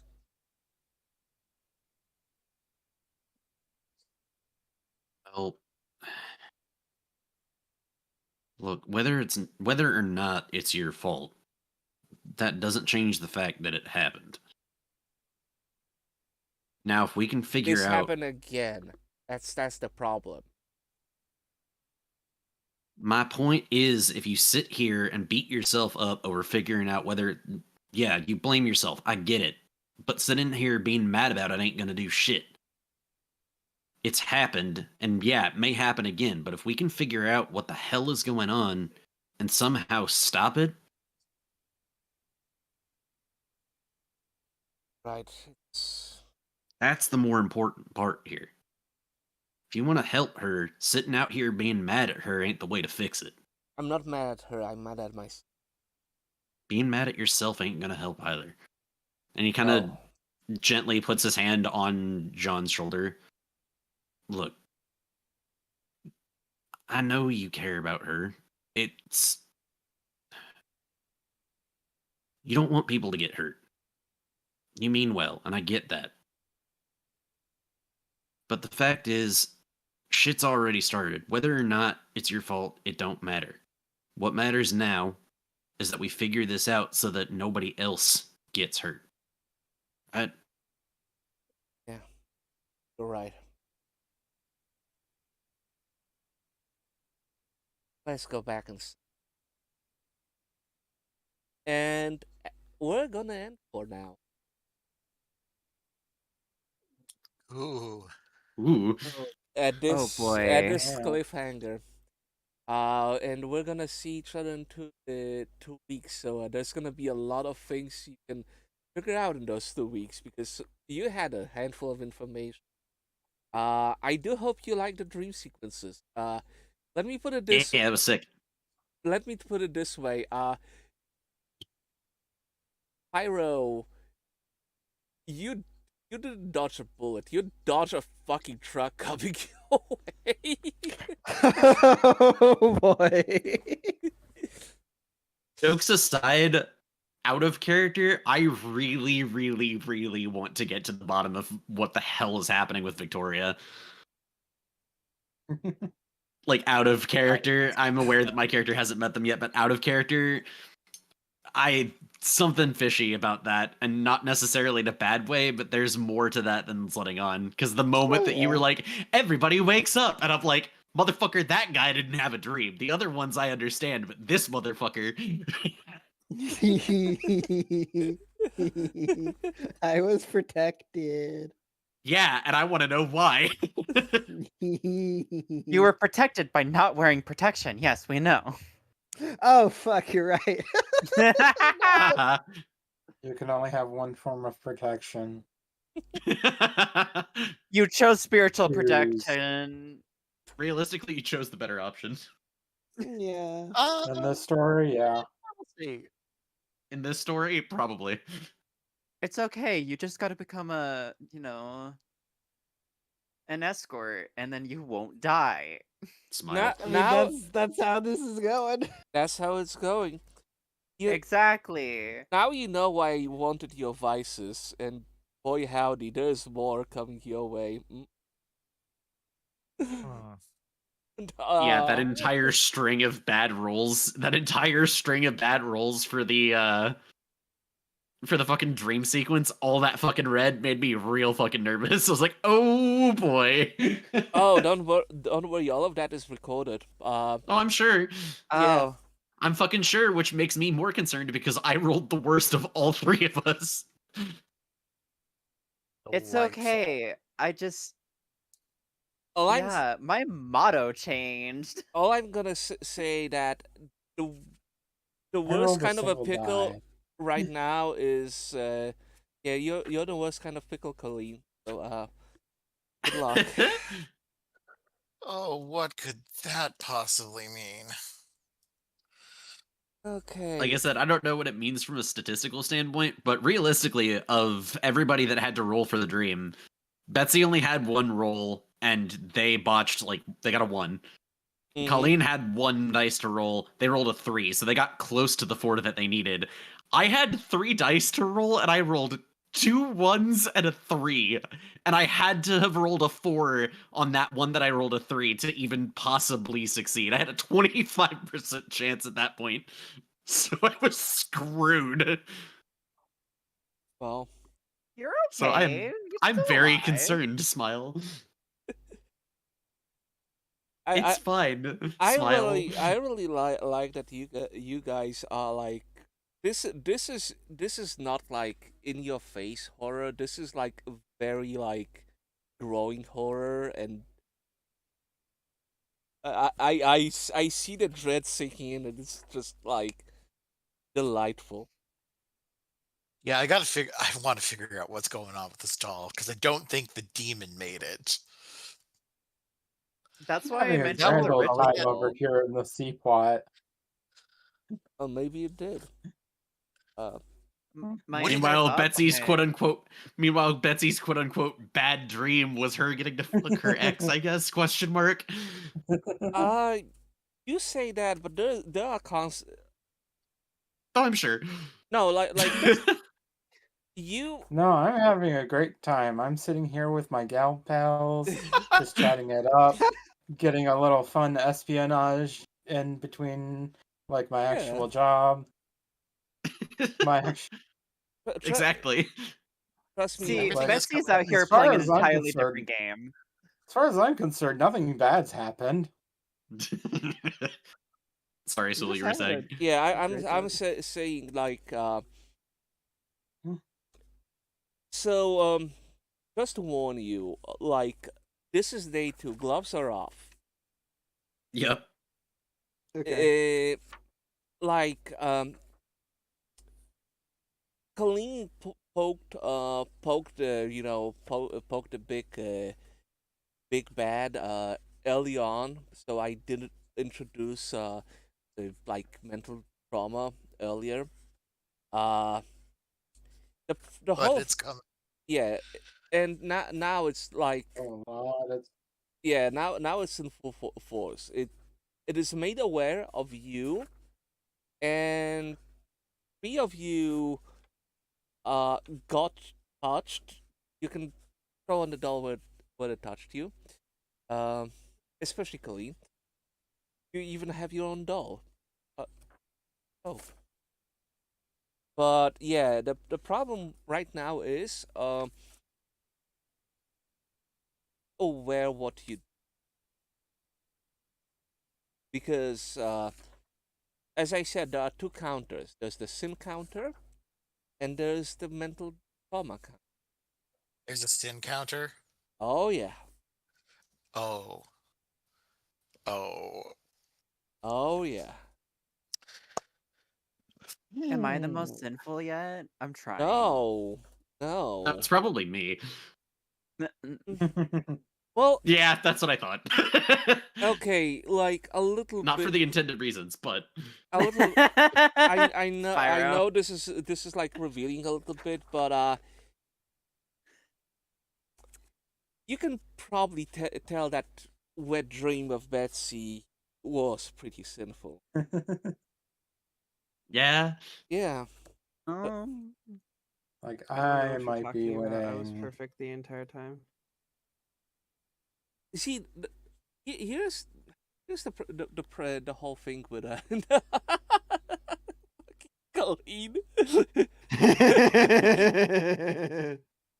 See, the whole thing is that Lowell's stuff, despite it being pretty out there,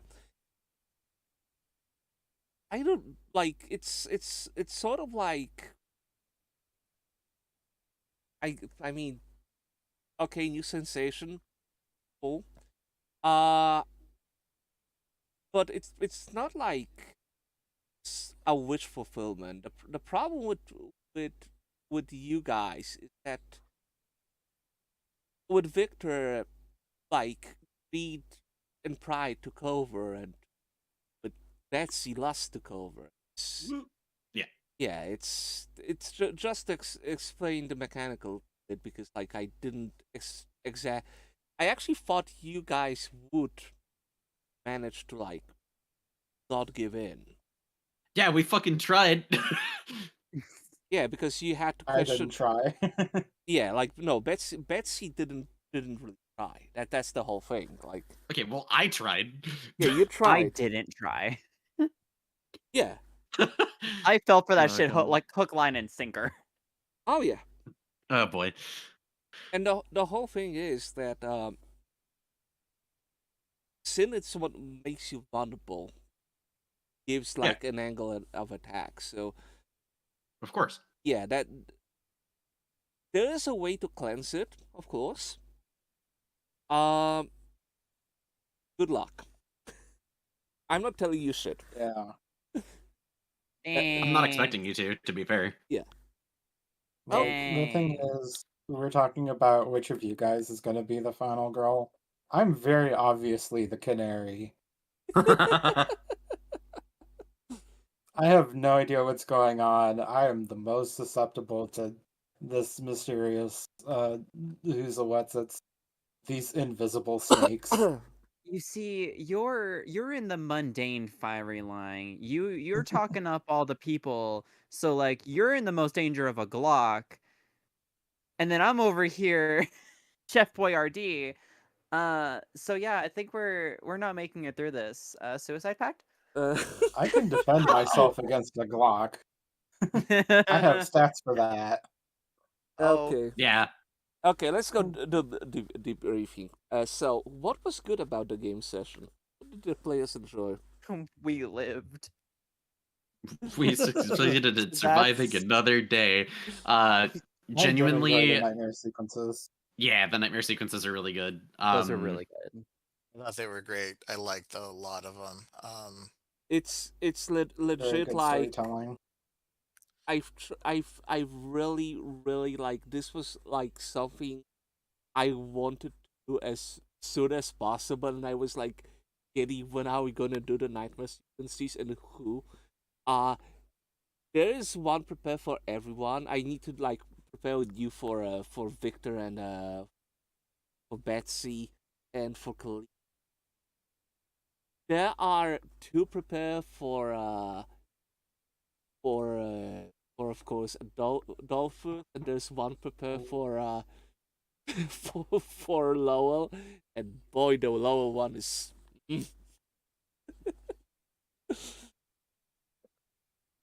Yeah. Yeah. Watch Yeah. watch out, man. You're in danger.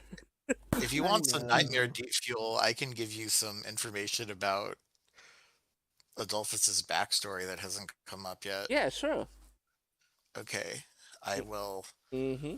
try to make a point to DM you. Uh, I get busy with life and work, yeah, I but understand. You have 2 weeks basically now. So like yeah, like don't worry. There's gonna be more supernatural stuff. Like a lot of you, right now have a good standing with the system. Kind of understand. That's kind of why gloves are off. It's uh with my friends, we kind of figured out that basically the best for urban jungle to run session fill the first level up for people to heal the system, and after that, the gloves are off, and we're basically like because until then you have a good grasp about your best and worst bits. You have your Yeah. first gift to alleviate that, and you kind of figure out like what kind of roles you usually do. So. Okay. Did anything happen Yeah. during the game that the player did not quite understand or they were confused about? what is up with that gosh darn doll? That's for you to I figure don't out. like that. What's going to happen to me? It's just a No. Build-A-Bear, y'all. Oh you know, yeah, Oh. Colleen, we need to talk about that backup character. So character of you. Oh. For you specifically. Uh-oh. Okay, I'm gonna warn Okay, y'all. all right. Adolphus is gonna be the most down to earth, normal character I make. Is that why everyone is trying to call him daddy and get under his robe? I know, right? Realistically, I don't think mechanically there were any issues with anything in terms of like things we didn't understand. I think it went fine. I mean, if you need clarification for any sort of thing, I can clarify them, like information stuff. Yeah. Like, mind you, like again, like the meaning of the dreams and the doll, like that's for you to figure out. It's. But, Okay, there is something I don't understand. Why is everyone so horny for my character? Like y'all. Listen, strong I old don't- man. you leave my daddy issues alone. Okay, daddy issues. Yeah, that's. I was I literally really- gonna say if we're talking I'm in using, character, my character is fine. They don't have anything for your character at the moment. Out of Okay. character, I'm simple. I like older men. I have my preferences. I mean, It's someone in my mid-30s. This is great news. Good news. so I always make the like, joke I'm not gay, my boyfriend is, but it's very true. Like I it doesn't matter to me, but there are certain things that I do like. This is Father Adolphus. I am very, very pleasantly surprised the character is well received. I don't Yes. know, man. Like, I don't know what to tell you. Like, dude's a member of the church, but is also like kind of I was an artist badass. once. Smile. I was an artist once. That just made me laugh really hard when you were just using that as the like. Why are you so comfortable with this? I was an artist. I wasn't always I wasn't always a canon. Like, dude was, I don't know, dude just has like a crazy cool life, and I was like, wow, you're kind of like. I would expect this from somebody who is like walking like a random dude on the street, or some like the stranger that I would meet in a bar, not literally the person who's supposed to represent Jesus. And so it's kind of like an insane subversion of the trope. I've and been we're through a just Catholic started, and that's great. Arcane. I've been through a Catholic school. I can tell you the priests I've met I fucking couldn't like they were like something else instead. Like one of the ones we have for the religion classes walked around in fucking sunglasses and with the Oh with my that God. goddamn black briefcase, and it's like we we joked that he was a fucking member of like the secret Vatican mafia, because not only like he was so fucking cool, but also like those sunglasses. Terrifying, yeah. Yeah, like terrifying presence, man. Okay, so did that game host make a ruling on something that the player didn't understand? No, I think Nope. Nope. yeah, I think it made sense. Were any variant rules introduced into the game? Did those variant rules make things better or worse? I mean, most of our variant rules are technically in the background, so I can't speak to that. No, I don't know. Talk to the light bulb. No, the variant rules were also the mental damage of the sin. So yeah, like Yeah, we kind of know about them, but we don't know specifics, which is perfectly fine. That's a good thing, in fact, that we don't know a lot about it, which is, in my opinion, a good thing. Because it's the idea that it adds to the play, like actual mechanical gameplay of your choices matter, you just don't know it yet, kind of thing, which I'm totally fine with, and I like that. I mean, I mean, it kind of makes sense. You shouldn't know how the supernatural works. Mhm. Maybe Not fully, anyway. Yeah.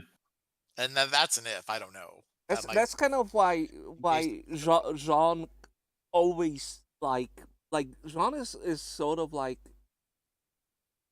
it's not an NPC, but it's clearly like a sort of like a character I put a lot of like hints from.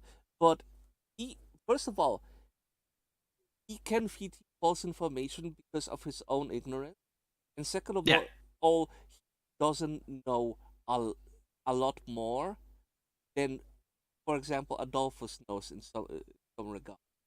That's why he's frustrated with the fact that he cannot figure shit out.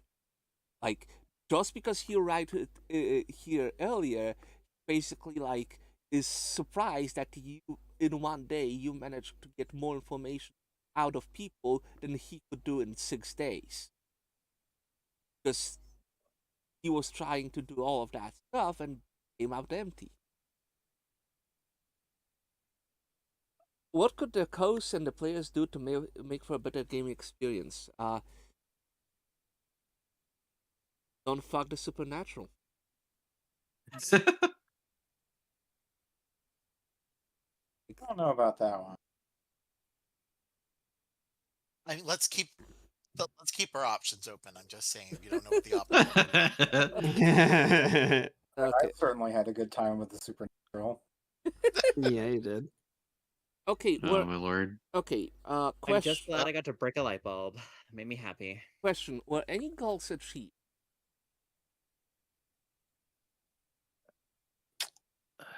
Not for me this time. I haven't made a new one, so no. I don't think so. I feel like I'm making progress. I just I have. have. I feel like getting Jean to examine stuff at the Historical Society is going to go toward a goal. It's just we got distracted making omelets. It's a risk with any friend. You guys need to put in some more goals on your characters. I think I do. I think I need to put in some more goals on my character. I have a sheet. couple more that I want to add and a couple that I want to change now that things have developed. So I will definitely be on that within the next 2 weeks.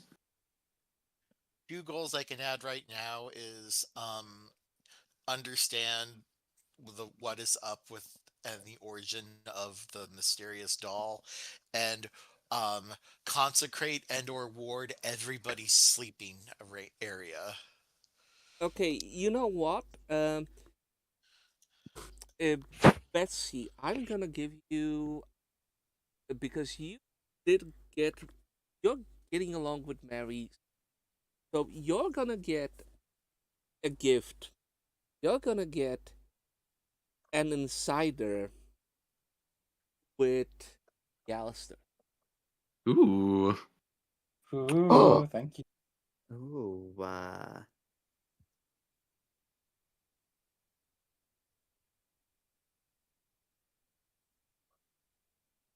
Write that give down.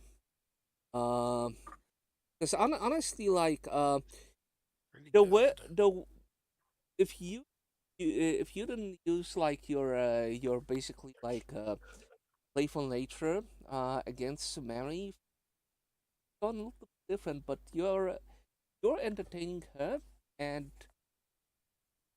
she likes the fact that in this basically deadbeat town has someone she can hang around with and all play. Yeah. And excellent. We're gonna like run all over town investigating, and Betsy is just gonna charm her way into all of the answers. Real. Just I mean, Hey, I pulled my Just- weight at the beginning of the campaign. It's time for somebody else to figure shit out. okay. Everyone gets one experience point. Yay. And let's read our mottos and quarter past. Okay, so let's start with Victor. My motto is where there's a will, there's a way, and darling, I always find a way. Well, you were a little bit all over the place today, but here's the whole thing. Like in that dream, you really wanted an award. I would grant you that on your vice alone. Mm-hmm. I was gonna say, because that's kind of why I phrased it and kind of like introspectived it the way that I did, Yes. specifically because the question you asked was, what is more important to you, the truth, the thrill, or the glory? And I do genuinely believe that as this has been going on, while originally there would not have been a question at all, he would have jumped to glory. It's not that he doesn't want the truth, but it's the reasons that he wants the truth are not necessarily pure. I guess is the best way to phrase it. It's like he wants the right things for not necessarily the right reasons, I guess. Now you know why it's a Hall of Mirror. Yeah. Helene, what's your new motto in us? My new motto, hold on, pull it up. I didn't put it on my sheet like an idiot. With every strike, I get closer to a home run, something like that. I sent it to you. Yes, where yes, I saw it, but yes, this is your Every new- strike brings me closer to the next home run. Yep. I would say I don't know what that home run is, but certainly like it's bringing you close to somewhere, but you might not like it. Yes, you will I'm get definitely getting closer to something. uh-huh. Mhm. You're getting +1 experience as well. Lowell. Hi. Hi, what's your motto? If I do nothing, nothing changes. Oh, you changed a lot that night. I did. You definitely did a lot too. I did a lot. I did. That's all I can say. I did. Sure did, buddy. I sure did. You won first prize. I did.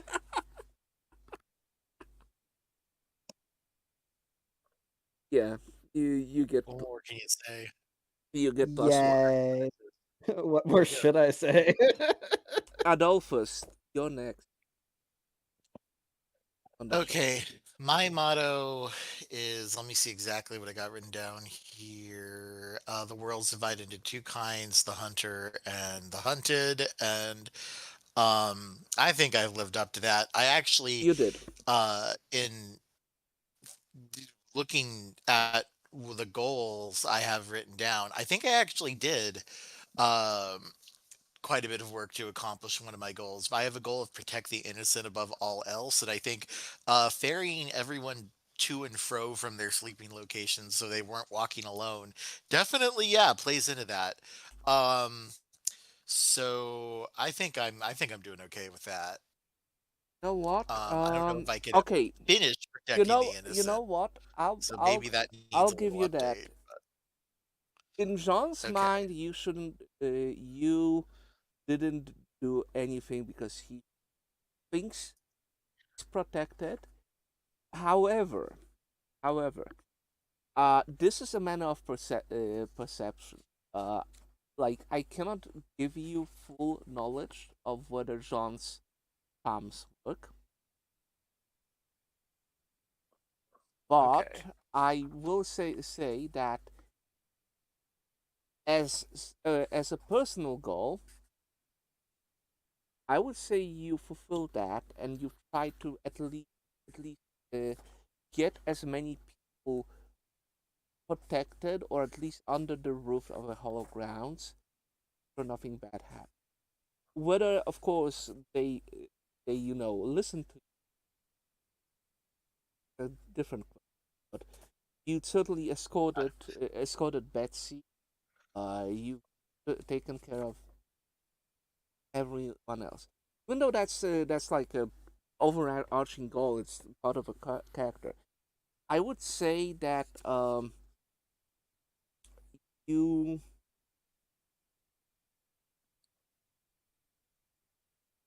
let's now I love what the would phrase swimmingly. what would have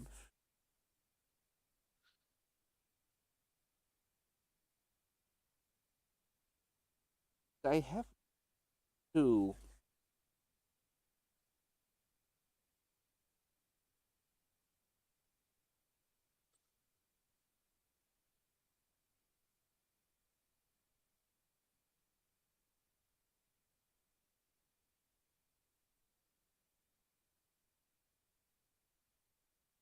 coach. Do you have leadership?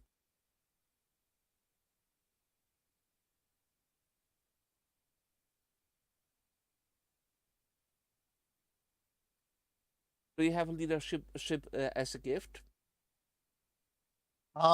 I think I Yes. might already have it. Okay. Um. Let me check. Yeah. Yeah. Yeah. Mm, Gifts. yeah. Yeah. Yeah. Yep, I do. Okay. If that's not it,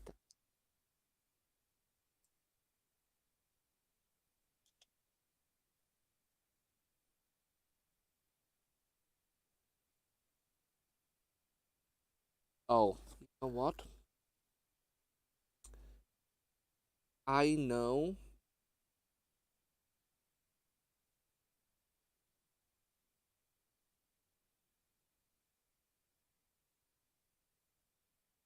It's gonna be because you kept like talking people down, making sure that everyone is sort of like. I'm gonna give you the gift of. Ooh, that's a good one. Okay. Yes, Nice. it is. Because that's another angle I could like go with is basically you trying your best to keep everyone on the level. You are proving to be a really good leader. And the funniest thing is that